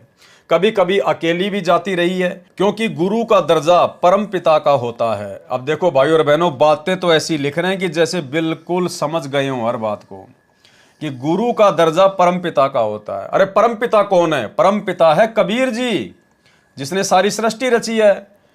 और आश्रम मैनेजमेंट लिख रहा है कि गुरु का दर्जा परम पिता का होता है। अगर आपने सतगुरु रामपाल जी को परम पिता का दर्जा दे दिया होता तो आप इस प्रकार की महा गलतियां ना करते। आज आप वर्तमान में करोथा कांड के 18 साल बाद आज आप वर्तमान में उस डाढ़ी मूंछ वाले नकली कबीर को भगवान मानकर जून के महीने में उसका कबीर प्रकट दिवस नहीं मनाते। यदि आप अपने गुरु को ही परम पिता का दर्जा दे चुके होते तो भाई और बहनों, करनी तज कथनी कथ है, अज्ञानी दिन रात कुत्ते जू भोकत फिरै, सुनी सुनाई बात है। क्योंकि गुरु का दर्जा परम पिता का होता है, जहां निसंकोच श्रद्धालु जाते हैं। एक और विचारणीय विषय है कि जिस आश्रम में कई सैकड़ों की संख्या में भगत रहते हों तथा कई सैकड़ों प्रतिदिन उपदेश लेने या दर्शन करने आते हों, और जिस आश्रम से जुड़े श्रद्धालुओं की संख्या लाखों हो, क्या वे सभी मूर्ख हैं और क्या वह एक ढोंगी ही सच्चा है? सतलोक आश्रम बनने के पश्चात सतलोक आश्रम करोथा में संत रामपाल जी महाराज की सगी बहन भी साध्वी बनकर भक्ति करती थी। देखो भाई और बहनों, ये बात भी ज्ञान आधार से बिल्कुल उचित नहीं है। इस भक्ति मार्ग में ऐसा नहीं चलता है भाई और बहनों। सतलोक आश्रम बनने के पश्चात यानी सतलोक आश्रम करोथा सन 2000 के आसपास बन के तैयार हो गया। सतलोक आश्रम बनने के पश्चात सतलोक आश्रम करोथा में संत रामपाल जी महाराज की सगी बहन भी साध्वी बनकर रहती थी। क्या बनकर रहती थी? साध्वी बनकर रहती थी। भाई ये सतगुरु के मार्ग में नहीं चलता है, ये तो आसाराम के मार्ग में चलता है, ओशो के आश्रम में चलता था। भाई संत रामपाल जी की बहन क्यों साध्वी बनकर आश्रम में रहती थी? भाई संत रामपाल जी के मार्ग में तो ऐसा कोई विधान है ही नहीं। संत रामपाल जी तो कहते हैं अपने घर पे बैठकर भक्ति करो, अपने बाल बच्चों के साथ में भक्ति करो। संत रामपाल जी की बहन कोई विधवा तो थी नहीं। संत रामपाल जी की बहन ऐसा तो है नहीं कि उसका कोई परिवार नहीं था, उसके कोई बाल बच्चे नहीं थे। उसका परिवार भी था, उसका पति भी था, उसके बाल बच्चे भी थे, अच्छा खासा परिवार भी था। फिर क्यों परमानेंट साध्वी बनकर सतलोक आश्रम करोथा में रहा करती थी? ये है मनमाना आचरण, ये है ज्ञान को आधार ना बना पाने के चलते गलती। अब बताइए, परमानेंट रहा करती थी कि बस अब तो मैं आश्रम में रहूंगी, भक्ति करूंगी और कुछ नहीं। और जब करोथा कांड हुआ तब कहां जाना पड़ा? बताइए। अरे आप तो परमानेंट आश्रम में आई थी ना, साध्वी बनकर भक्ति करती थी ना। साध्वी का मतलब होता है फिर दोबारा अपने घर के दर्शन भी ना करना, दोबारा अपने घर पर ना जाना, उसको कहते हैं साध्वी बनकर किसी आश्रम में रह के भक्ति करना। घर परिवार से, समाज से संन्यास ले लेना, उसको कहते हैं साध्वी। तो जब क्रोथा कांड हुआ 2006 में, फिर वो साध्वी कहाँ चली गई? फिर सतगुरु रामपाल जी परमेश्वर जी की वो कलयुगी बहन, वो साध्वी कहाँ चली गई भाई? वो तो साध्वी बन के भक्ति करने आई थे ना परमानेंट आश्रम में। तो भाई और बहनों, ये गलती आप और हमने बिल्कुल भी नहीं करनी है। हम जैसे भी हैं, जिस भी हालात में हैं, अपने परिवार में, अपने बाल बच्चों के साथ में अगर थोड़ा बहुत संघर्ष है, कोई दिक्कत नहीं है। सतगुरु रामपाल जी भगवान के आशीर्वाद से, उनकी भक्ति से धीरे धीरे वो संघर्ष भी कम हो जाता है, परिस्थितियां भगत के अनुकूल हो जाती हैं। इसलिए भगत ने थोड़ा सब्र करना चाहिए, थोड़ा धैर्य रखना चाहिए। बिल्कुल जोश में आके होश नहीं खो देने चाहिए, जल्दबाजी में कोई फैसला नहीं लेना चाहिए, जैसा कि सतगुरु रामपाल जी परमात्मा की बहन ने ले लिया था। उसके बाद कहाँ चली गई वो साध्वी? जब 2005 का क्रोथा कांड हुआ, उसके बाद कहाँ चली गई वो साध्वी भाई? वापस उसी घर में जाना पड़ा, वापस उन्हीं बाल बच्चों के पास जाना पड़ा। तो पहले ना रह के अपनी भक्ति कर लेती। तो भाई और बहनों, ये गलती भी आप और हमने बिल्कुल नहीं करनी है। सतलोक आश्रम बनने के पश्चात सतलोक आश्रम क्रोथा में संत रामपाल जी महाराज जी की सगी बहन भी साध्वी बनकर रहती थी। संत रामपाल जी के माता पिता भी आश्रम में भक्ति उद्देश्य से स्थायी रह रहे थे। माता पिता को कोई दिक्कत नहीं है, क्योंकि वो वृद्ध हैं, उनका थोड़ा बहुत समय बचा हुआ था, उनको कोई दिक्कत नहीं है, क्योंकि पास में उनका गांव भी था, वो अपने घर भी जाया करते थे, उसमें कोई दिक्कत नहीं थी। संत रामपाल जी के माता पिता को साधु या साध्वी बन के भक्ति नहीं कर रहे थे, उन्होंने परमानेंट अपने घर को छोड़ नहीं दिया था। क्योंकि यहाँ पर लेखक के द्वारा संत रामपाल जी के मुंह बोले माता पिता के लिए साधु या साध्वी शब्द का प्रयोग नहीं किया गया, लेकिन उनकी बहन के लिए साध्वी शब्द का प्रयोग किया गया है। साध्वी अर्थात जो परमानेंट अपने परिवार को छोड़कर आश्रम में रह के भक्ति करे। क्या ऐसी परिस्थितियों में उस ढोंगी द्वारा लगाया गया झूठा आरोप संभव है? वास्तविकता यह है कि वह ढोंगी केवल आश्रम का भूखा था, उसकी ये दाल नहीं गली। जिस महंत भगत राम जी को अब गुरु बनाकर आश्रम प्राप्त किया है, अब आगे उस गुरुद्रोही हो चुके व्यक्ति कृष्णदास जी के आगामी जीवन के विषय में लिखा जा रहा है। वैसे ये न्याय संगत नहीं है भाई और बहनों, क्योंकि वो गुरुद्रोही घोषित हो चुका था, आश्रम से उसको निकाल दिया गया था। उसके बाद में वो क्या करेगा क्या नहीं करेगा, वो पहले क्या करता था क्या नहीं करता था, हमने उसकी बातों को महत्व नहीं देना चाहिए। लेकिन कुछ एक बातें उसके विषय में लिखी गई हैं, उसके गुरु के विषय में लिखी गई हैं, पुस्तक में लिखी हैं, इसलिए हम लोग इनको पढ़ लेते हैं। अन्यथा हमारा इन बातों में किसी प्रकार का कोई भी इंटरेस्ट नहीं होना चाहिए, उसके कर्म उसके साथ में है। जिस महंत भगत राम जी को अब गुरु बनाकर आश्रम प्राप्त किया है, उस संत श्री भगत राम महंत आश्रम कोठी दयालदास छुडानी के विषय में कहा करता था कि भगत राम तो प्रत्यक्ष राक्षस है। एक औरत के साथ भगत राम जी के अवैध संबंध थे, वह औरत उनके साथ आश्रम छुडानी में रहने का आग्रह करने लगी, तो भगत राम जी ने रात्रि में उस औरत को मार कर आश्रम के पीछे डाल दिया। देखो, इन बातों का कोई लेना देना नहीं है। वो व्यक्ति आश्रम छोड़कर जा चुका था सन 2000 में, और ये पुस्तक लिखी गई है क्रोथा कांड के बाद में। तो भाई और बहनों, इन बातों को यहां लिखने का कोई औचित्य नहीं बनता है, उसके कर्म उसके साथ में है। तथा कह रहा था कि यह पागल थी जो गिरकर मर गई। वह संजय उर्फ कृष्णदास वर्तमान में उसी भगत राम जी को गुरु बनाकर आगे नामदान कर रहा है। उसके विषय में भी अभद्र टिप्पणी करता था। अब एक कोठड़ी वाला आश्रम उस संत से इस पाखंडी को मिल गया। पहले तो भगत राम जी पूर्ण संत नहीं था तथा चरित्रहीन था, अब आश्रम दे दिया तो वही भगत राम जी पूर्ण संत हो गया। ऐसा पाखंडी व स्वार्थी व्यक्ति संजय उर्फ कृष्णदास, जिसने पुस्तक शैतान बना भगवान लिखी है। छुडानी महंतों के बदमाशों व आर्य समाज के असामाजिक तत्वों ने सतलोक आश्रम व संत रामपाल जी को जान से मारने तथा आश्रम को नष्ट करने के षड्यंत्र को अमली जामा पहनाने के दुष्कृत्य की अनुमति लेने के लिए 9 जुलाई 2006 को मुख्यमंत्री हरियाणा के साथ बहादुरगढ़ में एक मीटिंग की। हमें यह नहीं मालूम कि उस मीटिंग में उनकी मुख्यमंत्री हरियाणा श्री भूपेंद्र जी से क्या वार्ता हुई, परंतु उनके हौसले अत्यधिक बुलंद हो गए तथा उनकी विनाशकारी गतिविधियां अत्यधिक तेज हो गई। उन असामाजिक तत्वों ने पुलिस के सहयोग से रोहतक झज्जर सड़क पर आश्रम के दोनों तरफ से 9 जुलाई 2006 को ही जाम लगा दिया, ताकि आश्रम में बहुसंख्या में भगत न आ सकें और न ही कोई आश्रम से बाहर जा सके। इन्हीं दिनों में गुरु पूर्णिमा के अवसर पर 9, 10, 11 जुलाई 2006 को भारी संख्या में भक्तों को सतलोक आश्रम में आना था। 9 जुलाई 2006 से पहले 4-5 हजार श्रद्धालु पहुंच चुके थे। पुलिस प्रशासन के सहयोग से असामाजिक तत्वों ने आश्रम में खाद्य सामग्री तथा अन्य आवश्यक वस्तुओं को भी नहीं आने दिया, बिजली के कनेक्शन को भी काट दिया और पानी की व्यवस्था को भी नष्ट कर दिया। गुरु पूर्णिमा के अवसर पर हजारों शिष्यों ने आना था, लेकिन असामाजिक तत्वों ने पुलिस प्रशासन के सहयोग से आश्रम में नहीं आने दिया। 11 जुलाई 2006 को भी यही स्थिति बनी रही और असामाजिक तत्वों को इकट्ठा किया जाता रहा। इसके साथ ही आश्रम पर आक्रमण करने का प्रबंध भी किया जाता रहा और हथियार, लाठियां, जेड़ियां, देसी कट्टे, पिस्टल, बंदूकें, पेट्रोल बम इत्यादि का इंतजाम किया जाता रहा। 11 जुलाई 2006 की रात को ये असामाजिक तत्व पुलिस की मौजूदगी में लाउड स्पीकर पर धमकी दे रहे हैं कि 12 जुलाई 2006 को आश्रम तथा आश्रम में उपस्थित व्यक्तियों को जला दिया जाएगा, गोलियों से मार दिया जाएगा। भाई और बहनों, ये बिल्कुल होना ही होना था, इसमें कोई दो राय नहीं है।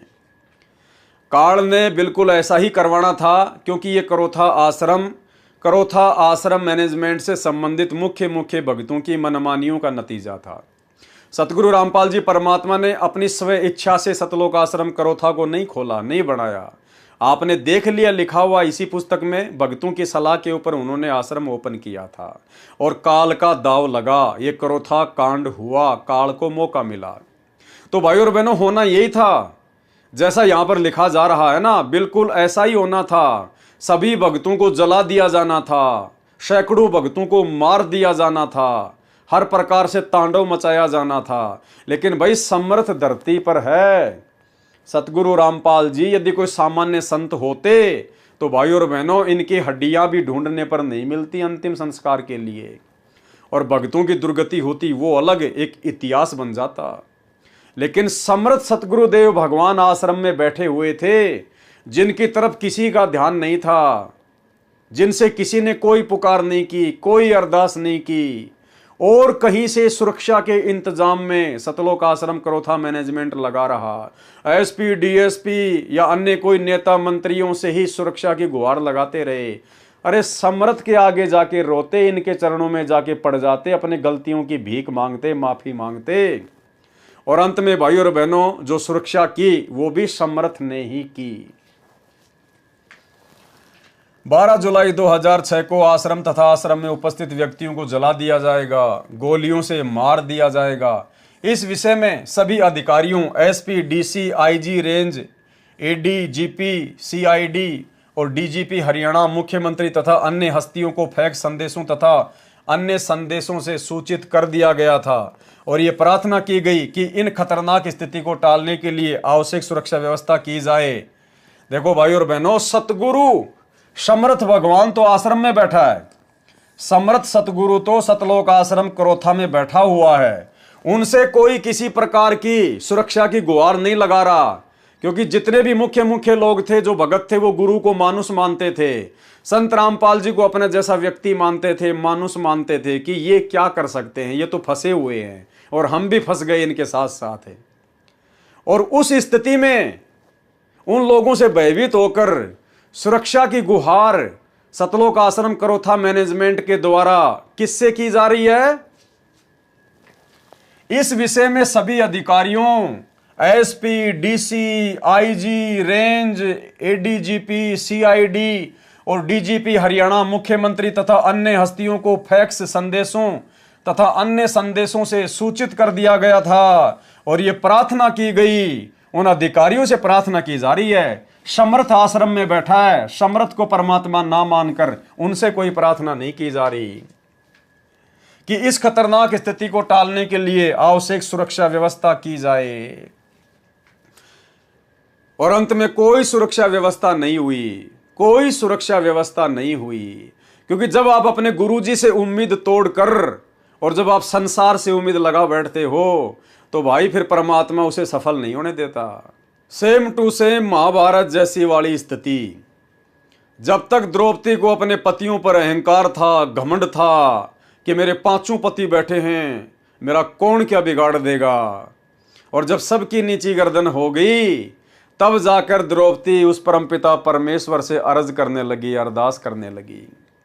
तो सतलोक आश्रम करोथा मैनेजमेंट ने समर्थ को ना पहचान कर, जो कि वहीं बैठे हुए थे, उनसे अर्ज ना करके, उनसे अरदास ना करके, उनसे विनती ना करके एसपी, डीसी, पता नहीं अधिकारियों से, इन लोगों से सुरक्षा की गुहार लगाई जा रही है। तो समर्थ भाई उस समय तक भगत की कोई मदद नहीं करता जिस समय तक भगत संसार से उम्मीद रखता है। और इन्होंने सबसे अर्ज की, विनती की, और अंत में क्या मिला इनको? लेकिन इस विषय में कोई कार्रवाई नहीं की गई, इनकी किसी ने कोई बात नहीं सुनी। अरे बाहर तो काल था भाई, सारा काम तो काल करवा ही रहा था। समर्थ तो तुम्हारे साथ में बैठा था, ये दयाल तो आश्रम में बैठा है, और तुम काल की व्यवस्था से सुरक्षा की गारंटी चाह रहे हो। उस काल की व्यवस्था से, उन नेताओं से, उन अधिकारियों से तुम लोग सुरक्षा की डिमांड कर रहे हो, लेकिन कोई किसी प्रकार की उनकी सुरक्षा नहीं हो पाई, क्योंकि काल की और दयाल की तो लड़ाई है। अंदर दयाल बैठा था, बाहर काल सब कुछ करवा रहा था, और काल से ही ये सतलोक आश्रम करोथा मैनेजमेंट सहायता मांग रहा था। कहां से देगा भाई? शिक्षा लेनी है भाई और बहनों, शिक्षा। खैर आप और हम सत्सेवक भाई बहन तो संकल्प ले चुके हैं, हम तो किसी से उधार मदद भी नहीं लेंगे, 2 रुपए की भी, चाहे भूखा क्यों ना सोना पड़े। और बाकी तो बात ही छोड़ दीजिए, हम केवल अपने गुरुदेव भगवान के अलावा किसी और से उम्मीद नहीं रखेंगे। चाहे 2 दिन खाना ना मिले, चाहे 10 दिन ना मिले, चाहे भूखे मर जाएं, लेकिन अपने गुरु जी के अतिरिक्त, इनके चरणों में रोने के अतिरिक्त हम अपने किसी रिश्तेदार से, जान पहचान वाले तो हमारे कोई बचे नहीं, क्योंकि भक्ति मार्ग में यारी दोस्ती नहीं चलती है। रिश्तेदारों से मदद नहीं लेंगे और किसी से मदद नहीं लेंगे, अपने भगत भाइयों से भी मदद नहीं लेंगे। हम तो यहाँ तक का संकल्प कर चुके हैं। तो भाई और बहनों, हमने विशेष तौर पर इन बातों को अपने दिलो दिमाग में, अपने जहन में बैठा लेना है। अगर आपकी मोटरसाइकिल भी मार्केट में पकड़ी जाए, भले आपके मोबाइल में आपके 10 रिश्तेदारों के नंबर हैं, चाहे आपका रिश्तेदार, चाहे आपके शहर का मुख्यमंत्री क्यों ना है, आपके स्टेट का मुख्यमंत्री क्यों ना है, आपने वो गाड़ी छुड़वाने के लिए उससे भी सहायता नहीं ले ली, उससे भी फोन नहीं करवाना। आपका कोई मित्र चाहे कितना बड़ा अधिकारी क्यों ना है, वो आपके काम को आसानी से कर सकता है, लेकिन आपने उससे भी मदद प्राप्त नहीं करनी है। पकड़ी गई तो पकड़ी गई, आप उन्हीं से कहिए कि भाई साहब देख लीजिए, जैसा भी है, जैसा भी है का मतलब ये नहीं कि वो रिश्वत मांगेगा तो हम रिश्वत दे देंगे, नहीं। उनको बताइए भाई साहब ठीक है, मेरी गलती है, मेरे पास में कागज़ नहीं था, आगे से ध्यान रखूंगा। अब जैसा भी है आप जी, जो भी सरकारी खर्चा है, जो भी इसकी जो रसीद जो कटे आप मुझे दे दीजिए, 100, 50, 200, 500 रुपये। हमने केवल वो रसीद कटवा कर, पैसे देकर ही हमने अपनी गाड़ी छुड़वानी है, अन्यथा हमने किसी से कोई उम्मीद किसी प्रकार की नहीं करनी है। और हमने अपने गुरुदेव भगवान के द्वारा दिया गया नाम, चाहे प्रथम नाम है, चाहे सतनाम है, चाहे सार नाम है, उसी समय हमने उसका सुमरण शुरू कर देना है। हालांकि भगत का तो सुमरण चालू रहता है, यदि भूल पड़ जाए तो हमने उस समय इधर उधर की चिंता ना करके, और हमने केवल अपने गुरुदेव का सुमरण करना है। सुमरण करने का मतलब है आप अपने गुरुदेव को पुकार रहे हो, आप अपने गुरुदेव को याद कर रहे हो, और परमात्मा 100% कोई न कोई समाधान आपकी समस्या का जरूर निकालेगा। तो भाई और बहनों, हमने इन पुस्तकों को पढ़ने के पीछे हमारा मकसद यही है कि हम शिक्षा लें। जो गलतियां पहले हमारे भाई बहन कर चुके हैं नादानी में, ज्ञान को आधार ना बना पाने के चलते, हम वो गलतियां दोहराने से बचें, ताकि हम भक्ति पर सफल होकर इसी मनुष्य जन्म में सतलोक प्राप्त कर सकें। लेकिन इस विषय में कोई कार्रवाई नहीं की गई, अर्थात सतलोक आश्रम करोथा मैनेजमेंट की बाहर से कोई भी मदद नहीं हो पाई। 12 जुलाई 2006 को भारी संख्या में असामाजिक तत्वों को टेम्पू और ट्रकों के जरिए डिग्गल गांव में इकट्ठा किया गया। इन तत्वों के हाथों में सतलोक आश्रम पर आक्रमण करने के लिए जेली, गंडासे, पेट्रोल बम, बंदूकें तथा दूसरे हथियार थे। 12 जुलाई 2006 को लगभग दिन के 12:30 पर इन लोगों ने सतलोक आश्रम की तरफ धावा बोल दिया। उस समय आश्रम के पास पुलिस उपस्थित थी। आक्रमणकारियों को रोकने की चेष्टा की, पहले पानी छोड़ा, फिर आंसू गैस के गोले दागे, फिर भी आक्रमण करने वाली भीड़ नहीं रुकी तो पुलिस ने गोलियां चलाई। उधर से आक्रमणकर्ताओं ने भी गोलियां चलाई, जिस कारण से कई व्यक्ति घायल हो गए तथा एक की मृत्यु हो गई। आक्रमणकारी फिर भी बाज नहीं आए। पुलिस व प्रशासन के हाथ पांव फूल गए। आश्रम के सामने से दूर जाकर पुलिस व जिले के वरिष्ठ अधिकारी मूक दर्शक बनकर खड़े रहे।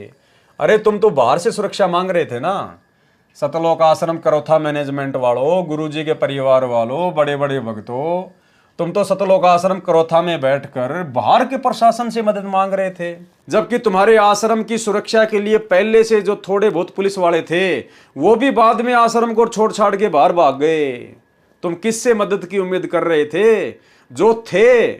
जो हाईकोर्ट के द्वारा तुमको दिए गए थे सुरक्षा के लिए, अरे वो भी तुम्हें छोड़ छाड़ के भाग गए और तुम बाहर वालों से मदद की उम्मीद कर रहे थे। इसके पश्चात आक्रमणकारी अत्यधिक बौखला गए और आक्रमणकारियों ने आश्रम को चारों तरफ से घेर लिया। वहां पर मौजूद पुलिस भी आश्रम के सामने हट गई। असामाजिक तत्वों ने आश्रम पर पत्थर, पेट्रोल बम, बंदूकों तथा अन्य हथियारों से आक्रमण शुरू कर दिया तथा उसको रोकने के लिए पुलिस ने कोई कार्यवाही नहीं की। इसको रोकने के लिए भक्तों ने टेलीफोन पर, अब देखो भाई और बहनों, फिर से गलती, फिर से महागलती, फिर से महागलती। समर्थ के पास में कोई नहीं जा रहा, समर्थ के पास में कोई नहीं जा रहा, समर्थ के ऊपर कोई विश्वास नहीं कर रहा। बाहर से मदद ली जा रही है, बाहर से मदद ली जा रही है। उसके बाद क्या किया सतलोक आश्रम करोथा मैनेजमेंट ने? इसको रोकने के लिए भक्तों ने टेलीफोन पर जिला उपायुक्त व पुलिस अधीक्षक से भी प्रार्थना की।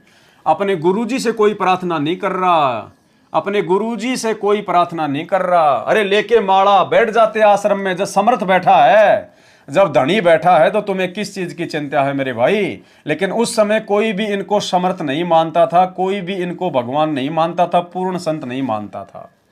और यही कारण है भाई और बहनों, जब आप ज्ञान को आधार बनाकर भक्ति नहीं करते हैं तो आपको गुरु में मानुष के अलावा कुछ भी दिखाई नहीं देता है। इसको रोकने के लिए भक्तों ने टेलीफोन पर जिला उपायुक्त व पुलिस अधीक्षक से प्रार्थना की, लेकिन उन्होंने कुछ नहीं किया। अरे जो समर्थ चाहेगा वो होगा भाई, सतगुरु जो चाहे सो कर ही। जब तक ये नहीं चाहेगा तुम्हारी मदद के लिए कोई नहीं आ सकता, कोई भी। ये समर्थ बैठा है, ये तुम्हारी परीक्षा चल रही थी, ये तुम्हारे विवेक की, तुम्हारे धैर्य की, तुम्हारे विश्वास की परीक्षा थी। समर्थ 1994 से ज्ञान दे रहा था, 2006 में करोथा कांड हुआ। अरे 10-12 वर्षों के बाद में समर्थ तुम्हारी परीक्षा ले रहा था इतना ज्ञान देकर कि तुम्हें अपने गुरु पर विश्वास है या नहीं है, इनकी समर्थता पर विश्वास है या नहीं है। लेकिन इनके ऊपर विश्वास ना करके और बाहर प्रशासन से ही सुरक्षा की गुहार लगाई जा रही है।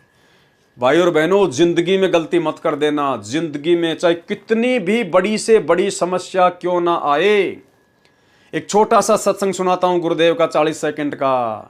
गुरुदेव कहते हैं चाहे कितनी भयंकर से भयंकर समस्या क्यों ना आवे, कि बस सब कुछ बर्बाद होने वाला है, कति सर्वनाश होने वाला है। अगर ऐसी भी आपके सामने कोई परिस्थिति पैदा हो जाए तो भी गुरुदेव भगवान कहते हैं कि अपने गुरु पर विश्वास करना।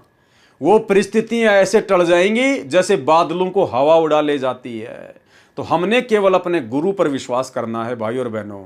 ये पुस्तक पढ़ने का मकसद गुरुदेव के आशीर्वाद से केवल इतना ही है कि जो गलतियां भक्ति मार्ग पर गुरु को मानुष मानकर आप और हमारे से पहले हमारे गुरु भाई बहन कर चुके हैं, वो गलतियां हम निकट भविष्य में करने से बचें, अन्यथा सतलोक से वंचित रह जाएंगे। केवल फॉर्मेलिटी हो जाएगी, फॉर्मेलिटी। अपने आत्मा हमारा इतना दिल कमजोर हो चुका है कि हम वहां तक बुद्धि उठती नहीं ना, दिल डटता कि हम भगवान पर इतना विश्वास कर सके। जैसे कहते हैं कि तुलसी बेरुआ बाग में सीतत भी मुरझावे, राम भरोसे जो रहे वो पर्वत पर लहरावे। बगीचे के अंदर बूटा लगा दिया, पौधा लगा दिया, सिंचाई करते करते खत्म हो जाता है, मुरझा जाता है। राम भरोसे पर्वत के ऊपर कोई संभालने वाला नहीं, कोई सिंचाई करनिया नहीं। कहते राम भरोसे जो रहे पर्वत पर लहरावे। तो हमारा इतनी बुद्धि उठती नहीं, लेकिन इसको उठाने का ये प्रोसीजर है। एक दिन ऐसी दृढ़ता होगी आपके अंदर, सर्वनाश होता दिखा आपने, आप दृढ़ रहना भगवान के ऊपर। फिर देखना ऐसा बादल टल जाएगा, दुख का तो सोच भी नहीं सकते आप। इसको रोकने के लिए भक्तों ने टेलीफोन पर जिला उपायुक्त व पुलिस अधीक्षक से भी प्रार्थना की, लेकिन उन्होंने कुछ नहीं किया। अपने को चारों तरफ से घिरा देखकर और आश्रम के अंदर मौजूद औरतों, बच्चों और बूढ़ों की सुरक्षा को ध्यान में रखते हुए और आत्मरक्षा को ध्यान में रखते हुए, देखो भाई, अपनी रक्षा के जिम्मेदार भगत ही बने हुए थे। आत्मरक्षा को ध्यान में रखते हुए, यानी आत्मरक्षा सतगुरु नहीं करेगा, कोई विश्वास नहीं किसी प्रकार का, कोई ज्ञान आधार नहीं। आश्रम के अंदर मौजूद औरतों, बच्चों और बूढ़ों की सुरक्षा को ध्यान में रखते हुए और आत्मरक्षा को ध्यान में रखते हुए आक्रमणकारियों को खदेड़ने के मकसद से आश्रम के सुरक्षा दस्ते ने हवाई फायर किए। आश्रम का सुरक्षा दस्ता यानी आश्रम के मुख्य सेवादार जो गुरुजी के बॉडीगार्ड बन के घूमते थे, उन्होंने अपनी आत्मरक्षा के लिए, अपनी खुद की रक्षा के लिए, बच्चों और महिलाओं की रक्षा के लिए उन्होंने कोई भी चारा ना देखकर और हवा में फायर करने शुरू कर दिए। अरे भाई, जब आश्रम में दुनिया की सबसे बड़ी तोप बैठी है, जब आश्रम में सबसे बड़ी मिसाइल बैठी है, उसकी तरफ किसी का ध्यान नहीं है। देखो, ये होता है गुरु को मानुस मानना। बंदूकों पर विश्वास कर लिया, हवाई फायर करनी शुरू कर दी कि हो सकता है बंदूक के शोर से डर के आक्रमणकारी भाग जाएं। अरे, उनके पास में सैकड़ों बंदूक है, तुम खुद लिख रहे हो। गंडासे, जेलियां, बंदूक, पेट्रोल बम और अन्य हथियार तुम खुद लिख रहे हो। और तुम्हारे पास आश्रम में 2, 4, 5 बंदूकें होंगी और उनके पास में सैकड़ों बंदूकें। तो क्या हवाई फायर करके तुम बच जाओगे? देखो, ये होता बेबुद्धि का काम भाई और बहनों, बेबुद्धि का काम। ये तो समर्थ था, इसलिए भाई और बहनों बात दबी की दबी रह गई, अन्यथा उस बंदूक को लेके भी ना जाने कितने मुकदमे गुरुदेव पर लगते।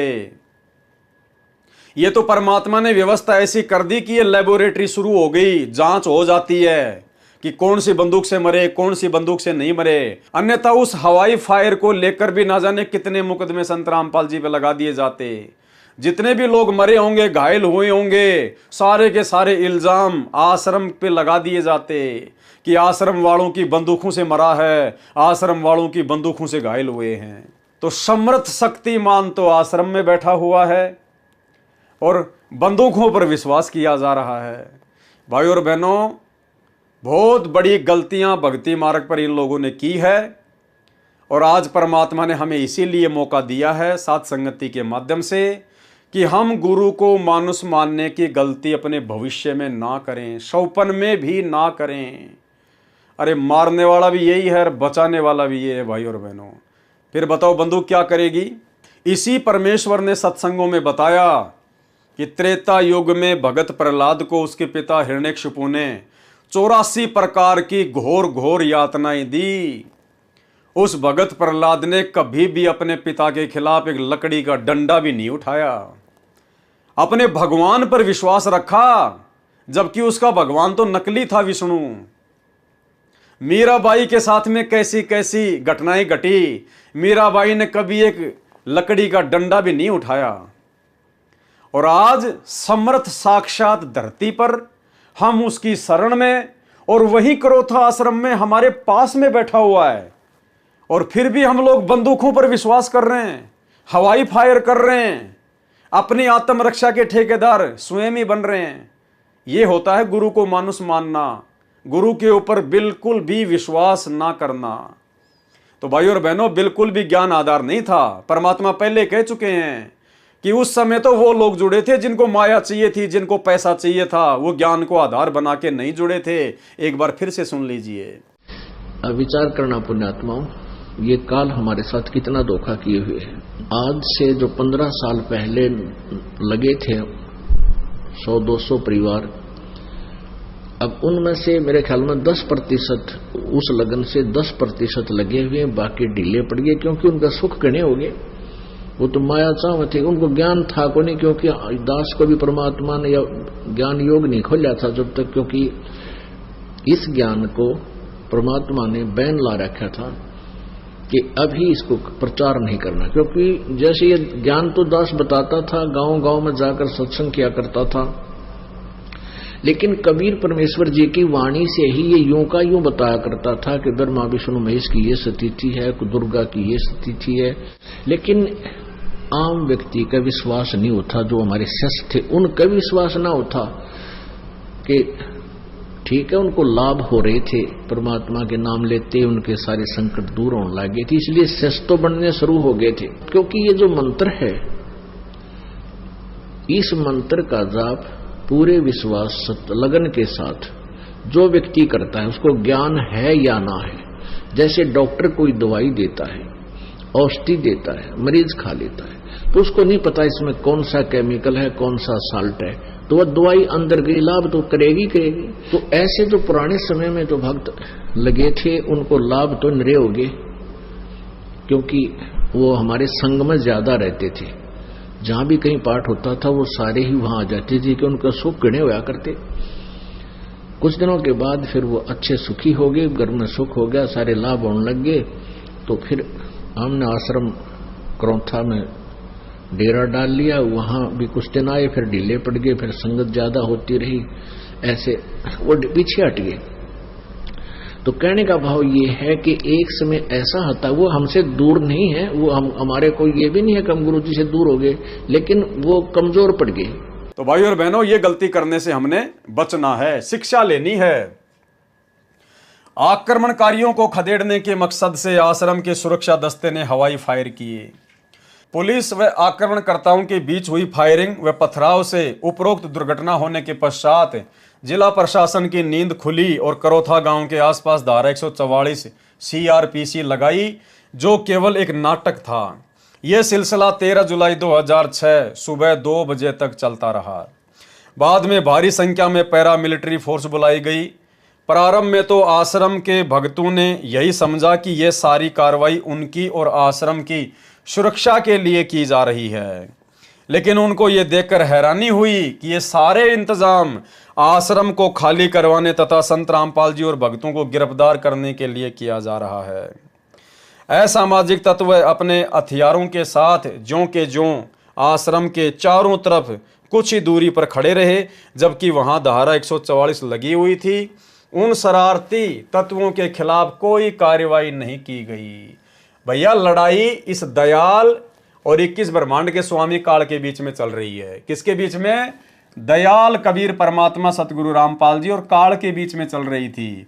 तो भाई, तुम्हें सुरक्षा कहां से मिलेगी काल के द्वारा? या तो सारी व्यवस्था काल की है, और न ही उनके खिलाफ आश्रम पर आक्रमण करने के लिए कोई FIR दर्ज की गई। अरे भाई, गुरुजी ने यही तो बताया। और क्या बता रहे थे गुरुजी सत्संगों में कि निरंजन धन तेरा दरबार, यहां तनिक ना न्याय विचार।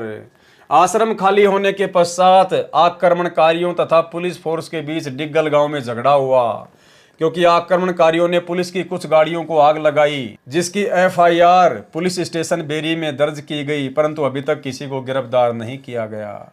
इससे स्पष्ट हो गया कि मुख्यमंत्री हरियाणा का मेहर भरा पंजा उपद्रवियों के सिर पर है। ध्यान से सुनना भाई और बहनों, अंत में लेखक क्या कह रहा है कि इससे स्पष्ट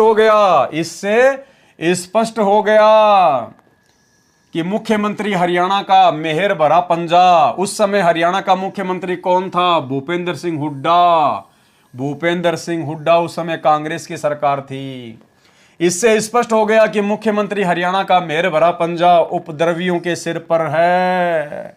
और भाई और बहनों, बरवाला कांड के बाद 2019 में जिस भूपेंद्र हुड्डा के संरक्षण में करौथा कांड हुआ, संत रामपाल जी को और उनके फॉलोवर्स को जो है बदनाम किया गया, परेशान किया गया, आश्रम को उजाड़ दिया गया, उसी भूपेंद्र सिंह हुड्डा को सतलोक आश्रम मैनेजमेंट हरियाणा ने, गुरुदेव के परिवार ने, राष्ट्रीय समाज सेवा समिति वालों ने सन 2019 में भगत समाज को पीला पर्चा दिखाकर, गुरुदेव का आदेश बताकर उसी भूपेंद्र सिंह हुड्डा को जिताने के लिए कमर तोड़ मेहनत की गई। पीले पर्चे में यहां तक लिख दिया गया, अगर कोई भूपेंद्र सिंह हुड्डा को वोट नहीं देगा तो गुरुद्रोही घोषित कर दिया जाएगा, आश्रम में नो एंट्री हो जाएगी। तो बताओ भाई और बहनों, असली गुरुद्रोही कौन है? अरे जिस मुख्यमंत्री ने तुम्हारे गुरुदेव को इतना दुखी किया, इतना परेशान किया, करोथा कांड के तहत 21 महीने रोहतक की जेल में कष्ट उठाने के लिए बाध्य किया, तुम्हारा आश्रम उजाड़ दिया। अरे तुम उसी शैतान व्यक्ति को जिताने के लिए कमर तोड़ मेहनत कर रहे हो, तो तुमसे बड़ा बेबुद्धि वाला इंसान धरती पर कौन होगा? तुमसे बड़ा गुरु का विरोधी, गुरुद्रोही और धरती पर कौन होगा? और गुरुद्रोही कहा जाता हम सत्सेवकों को। निरंजन धन तेरा दरबार, यहां तनिक ना न्याय विचार। भाई और बहनों, ये सबके काले कारनामे सामने आ रहे हैं। इससे स्पष्ट हो गया कि मुख्यमंत्री हरियाणा का मेहर भरा पंजा उपद्रवियों के सिर पर है। बड़े शर्म की बात है कि प्रशासन ने असामाजिक तत्वों को कितना हौसला दिया कि उन्होंने पुलिस की गाड़ी समेत अन्य वाहनों को भी पुलिस के सामने जलाया, और फिर भी पुलिस ने न तो उनको गिरफ्तार किया और न ही आश्रम के चारों ओर खदेड़ा। क्यों खदेड़ेगी भाई? पुलिस भी काल की, उपद्रवीकारी भी काल के, षड्यंत्र भी काल का, तो भाई काल अपने वालों को क्यों परेशान करेगा? इलेक्ट्रॉनिक मीडिया को भक्तों ने मौके पर आने के लिए प्रार्थना की ताकि वो इस सारे घटना चक्र की रिकॉर्डिंग कर लें और सतलोक आश्रम को नष्ट करने के षड्यंत्र का खुलासा कर सकें।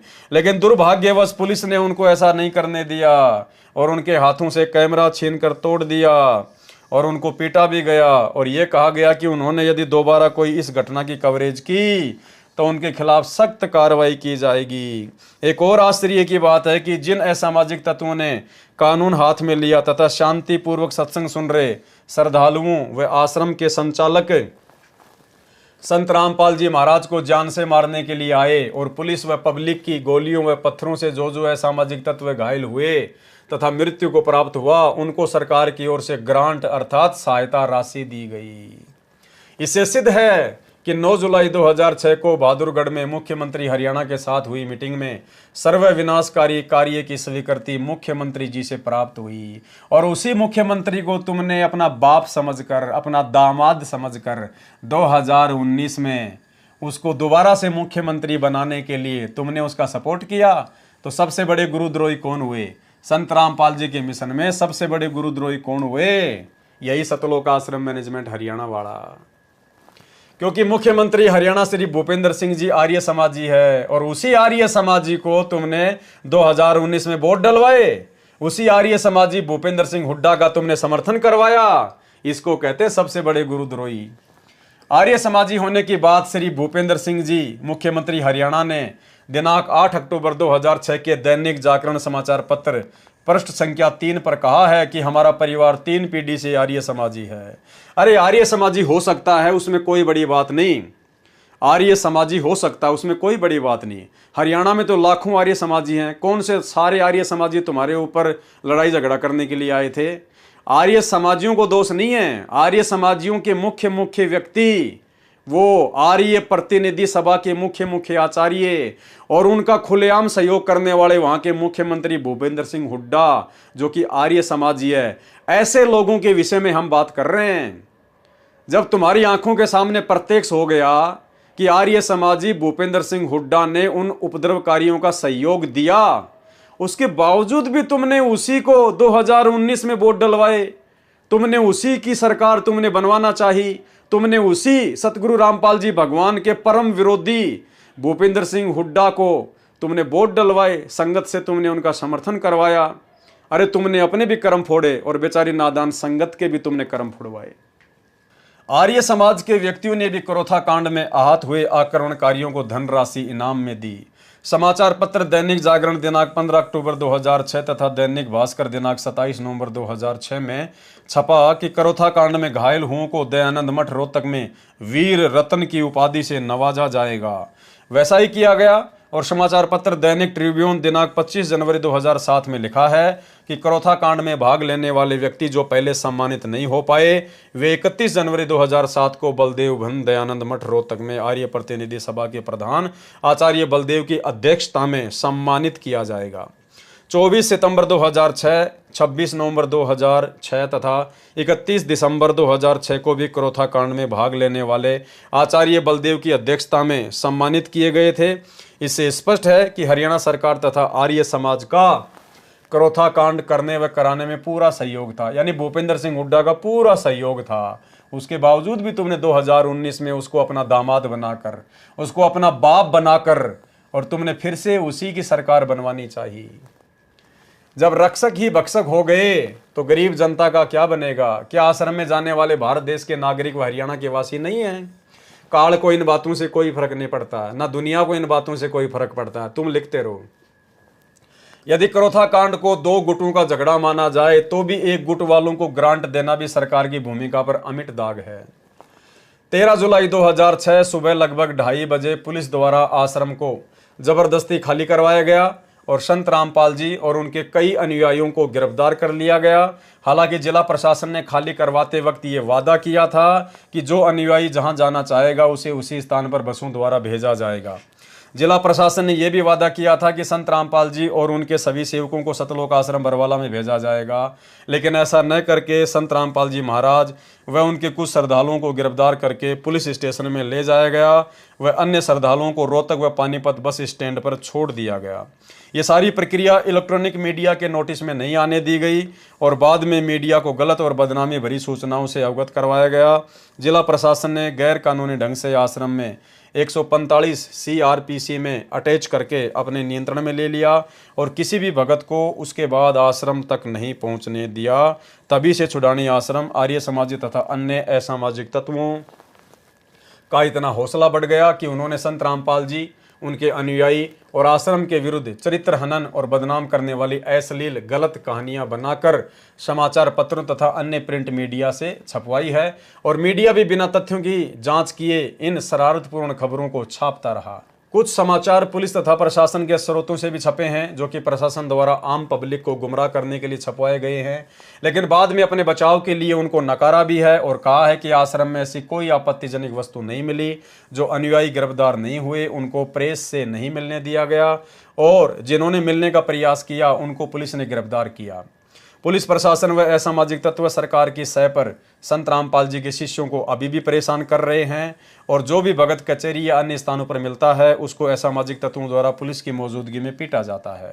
प्रशासन मूक दर्शक बनना रहता है और उनके विरुद्ध कोई कार्रवाई नहीं कर रहा, जबकि धारा 144 लगाने का ऐलान हो चुका है। अब ये सब कुछ क्यों हुआ भाई और बहनों? सब कुछ क्यों हुआ? गुरु को मानुष मानने के चलते जो जमीन सतगुरु रामपाल जी परमात्मा की आज्ञा के बिना, उनके आदेश के बिना, उनसे अनुमति प्रदान किए बिना सतलोक आश्रम करोथा मैनेजमेंट ने जो जमीन दान में ली, उसी जमीन के ऊपर आगे चल के लफड़ा हुआ। इन्होंने उस जमीन के बारे में ज़्यादा बातें नहीं लिखी। उसी जमीन को लेकर फिर आर्य समाजियों को मौका मिल गया आश्रम के ऊपर धावा बोलने के लिए। भाई क्यों तुम लोगों ने जबरदस्ती अपने गुरुदेव भगवान को सलाह दे के सतलोक आश्रम करोथा खुलवाया? अरे गुरुदेव भगवान तो गांव गांव जाकर, नगर नगर जाकर टेंट लगाकर 3-3 दिन का पाठ करके अपना प्रचार करना रहे थे।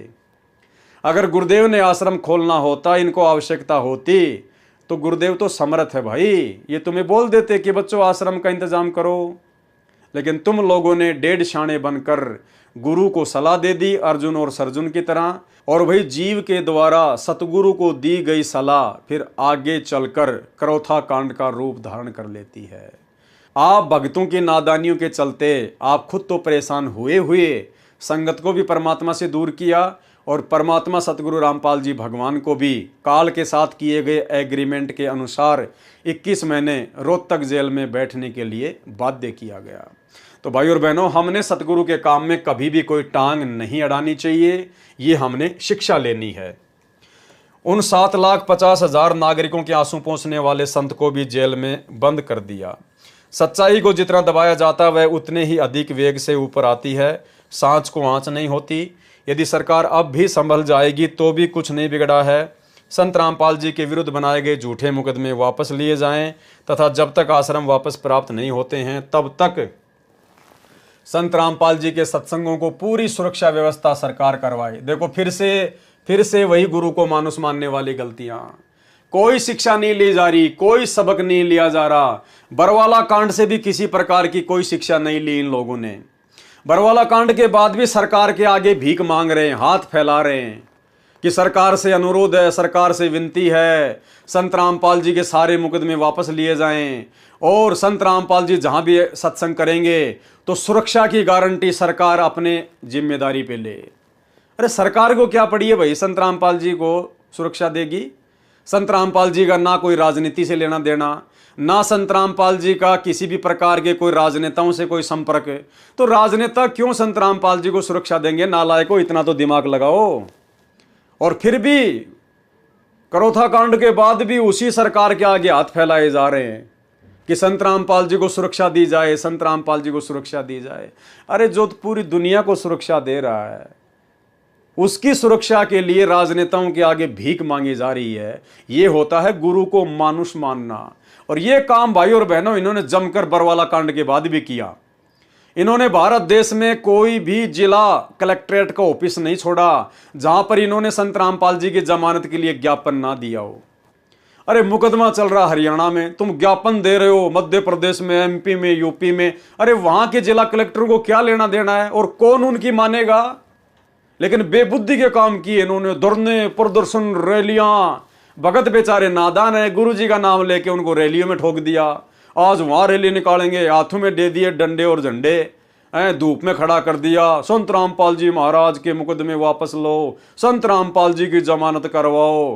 अरे क्या मतलब है? हरियाणा में मुकदमा चल रहा, तुम चिल्ला रहे हो मध्य प्रदेश में, उनको क्या लेना देना? तो ये गुरु को मानुष मानना, और गुरु को मानुष मानने के चलते भाई और बहनों फिर काल क्या करता है? आपका धन बर्बाद करवाएगा, आपका समय बर्बाद करवाएगा और आपकी अनमोल संवासें बर्बाद करवाएगा, जो कि सतलोक आश्रम मैनेजमेंट हरियाणा ने करवाने में कोई कसर नहीं छोड़ी। और वर्तमान में भी इनकी वैसी ही गति है, इनमें कोई बदलाव नहीं आया। तो फिर करोथा कांड के बाद में ये लोग सरकार से ही उम्मीद लगा के बैठे हैं, अपने गुरु से कोई उम्मीद नहीं है इनको। संत रामपाल जी के सत्संगों को पूरी सुरक्षा व्यवस्था सरकार करवाए, क्योंकि अब तो सरकार का भी भ्रम समाप्त हो गया होगा कि सतलोक आश्रम में कोई अवैध वस्तु नहीं थी। सर्व संगत की तरफ से पुनर्अनुरोध है कि संत रामपाल जी के सत्संग सार्वजनिक स्थानों पर सरकारी सुरक्षा में करवाए जाएं। ये देखो भाई और बहनों कि संत रामपाल जी के सत्संग सार्वजनिक स्थानों पर सरकार की सुरक्षा में करवाए जाएं। अब इनको सरकार सुरक्षा देगी। अब समर्थ को सरकार की सुरक्षा की आवश्यकता न पड़ी इन भक्तों के अनुसार। ये है बेबुद्धि के काम। उनको संगत के खर्चे से किया जाएगा। ये कह रहे हैं कि सुरक्षा हमारे को सरकार दे और खर्चा हम देंगे, भाई बहन आपस में मिलके संगत के पैसे से। केवल सुरक्षा सरकार करे। अरे फिर सरकार की सुरक्षा की जरूरत क्या है? जब सरकार की सुरक्षा का खर्चा भी तुम ही उठा रहे हो तो ले आओ 150 बंदूकें संगत के पैसे से और बन जाओ तुम कमांडो। क्या दिक्कत है? तुम्हारे को देख के फिर कौन आएगा? ये बेबुद्धि वाला काम भी इन्होंने बरवाला कांड में किया। सैकड़ों हथियार ये लोग बरवाला आश्रम में जमा कर चुके थे। बाहर से भी बंदूक चलाने वाले लेके आए थे ये लोग। दास तो वहां था, मुझे तो पता है। और ये खुद भी सैकड़ों हथियार लेके इधर उधर घूम रहे थे। इनको अपने ऊपर ही विश्वास था, गुरु के ऊपर फिर भी विश्वास नहीं रहा। और उसी प्रकार के बेबुद्धि वाले काम ने बरवाला कांड करवाया। यदि किसी व्यक्ति, आचार्य, महंत, संत या संस्था व पंथ को संत रामपाल जी महाराज द्वारा दिए गए सत्संग या विचारों में आपत्ति है, यदि उन्हें लगता है कि संत रामपाल जी महाराज उनके संत महर्षियों या पंथों के प्रवर्तक के विषय में गलत व्याख्यान कर रहे हैं, तो वे भी लेख प्रतिलेख द्वारा समाधान करा सकते हैं। कानून को हाथ में न लेकर न्यायालय में जा सकते हैं। यदि सरकार संत रामपाल जी के सत्संग करवाने की सुरक्षा व्यवस्था नहीं करती है, क्या लिख रहे हैं भाई बहनों, ध्यान रखना क्या लिख रहे हैं सतलोक आश्रम मैनेजमेंट हरियाणा वाले। यदि सरकार संत रामपाल जी के सत्संग करवाने की सुरक्षा व्यवस्था नहीं करती है तो सरकार की नीयत साफ नहीं है। यदि कोई उपाय नहीं किया गया तो संघर्ष का मार्ग अपनाना पड़ेगा, लड़ाई झगड़ा करना पड़ेगा, हमारे को खुद ही हथियार लेके आने पड़ेंगे। ये देखो फिर वही काम इन्होंने सतलोक आश्रम बरवाड़ा में किया। भक्तों को जबरदस्ती कमांडो बनाया, भक्तों के हाथों में हथियार पकड़ा दिए। यही है वो कारण भाई और बहनों। देख लो इनकी नीयत साफ साफ है। यदि कोई उपाय नहीं किया गया, यदि सरकार ने संत रामपाल जी को सुरक्षा नहीं दी, कौन कह रहा है? सतलोक आश्रम मैनेजमेंट हरियाणा। यदि कोई सरकार की तरफ से उपाय नहीं किया गया तो संघर्ष का मार्ग अपनाना पड़ेगा। इनके कहने का मतलब समझ गए कि हम गुंडे मवाली बनेंगे, फिर हम फिर हथियार खरीद खरीद के लाएंगे और अगर फिर से ऐसी कोई घटना होती है तो आमने सामने ठोकेंगे फिर।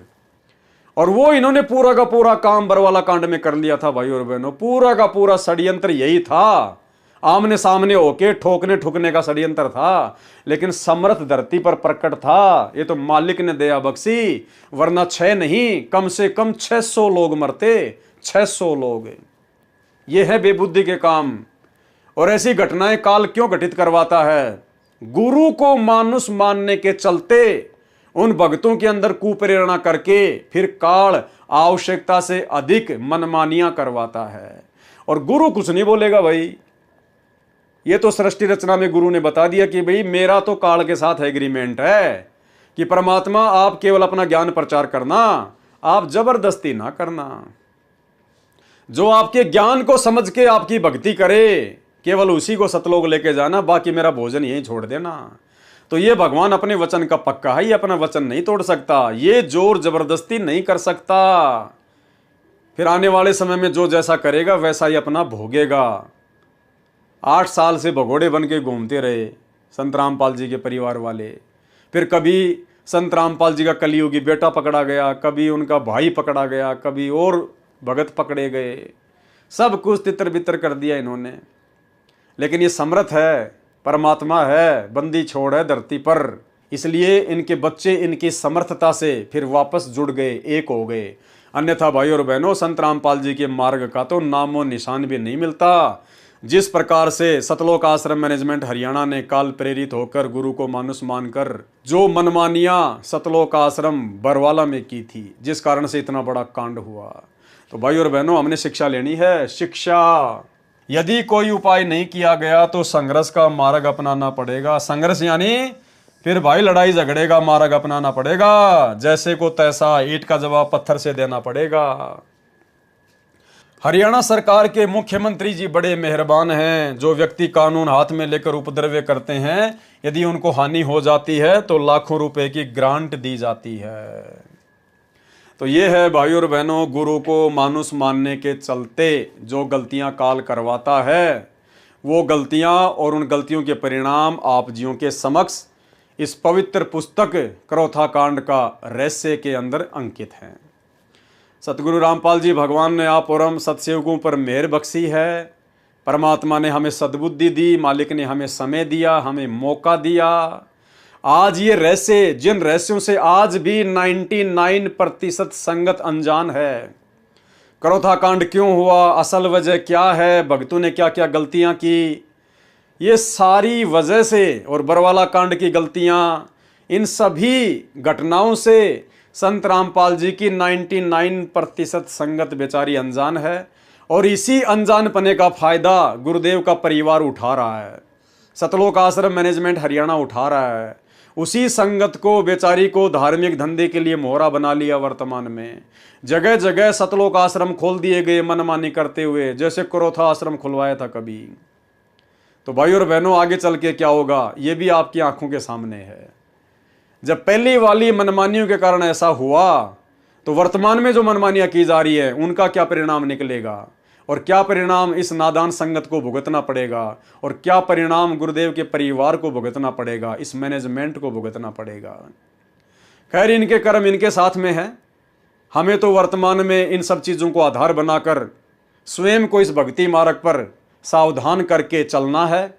हमने केवल इतना ही करना है, बाकी तो मालिक का विधान है, समय आने पे पूरा अवश्य होगा।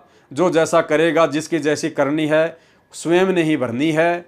हमने उनके विषय में कुछ नहीं कहना है। संगत को जरूर हम सच्चाई से परिचित करवाएंगे, क्योंकि परमात्मा कहते हैं साचा शब्द कबीर का प्रकट किया जग माही, और जैसे को तैसा कहे सो तो निंदा नहीं।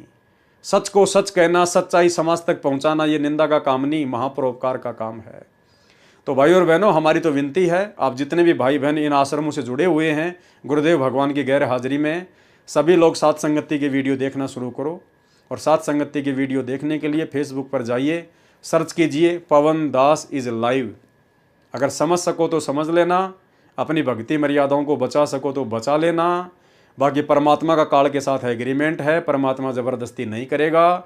ज्ञान देने में, समझाने में परमात्मा ने कोई कमी छोड़ी नहीं है। बाकी भैया, हम गधे नहीं हैं, इंसान हैं, थोड़ा बहुत तो हमने भी समझना पड़ेगा। तो आज के इस वीडियो में केवल इतना ही। गुरुदेव भगवान हम सभी को आशीर्वाद दें, इजाज़त दें। कल रात्रि 9 बजे गुरुदेव आशीर्वाद देंगे, फिर से आप सभी के सामने आएंगे। और तमाम घटनाओं के ऊपर फिर से चर्चा करेंगे। बंदी छोड़ सतगुरु रामपाल जी भगवान की जय हो।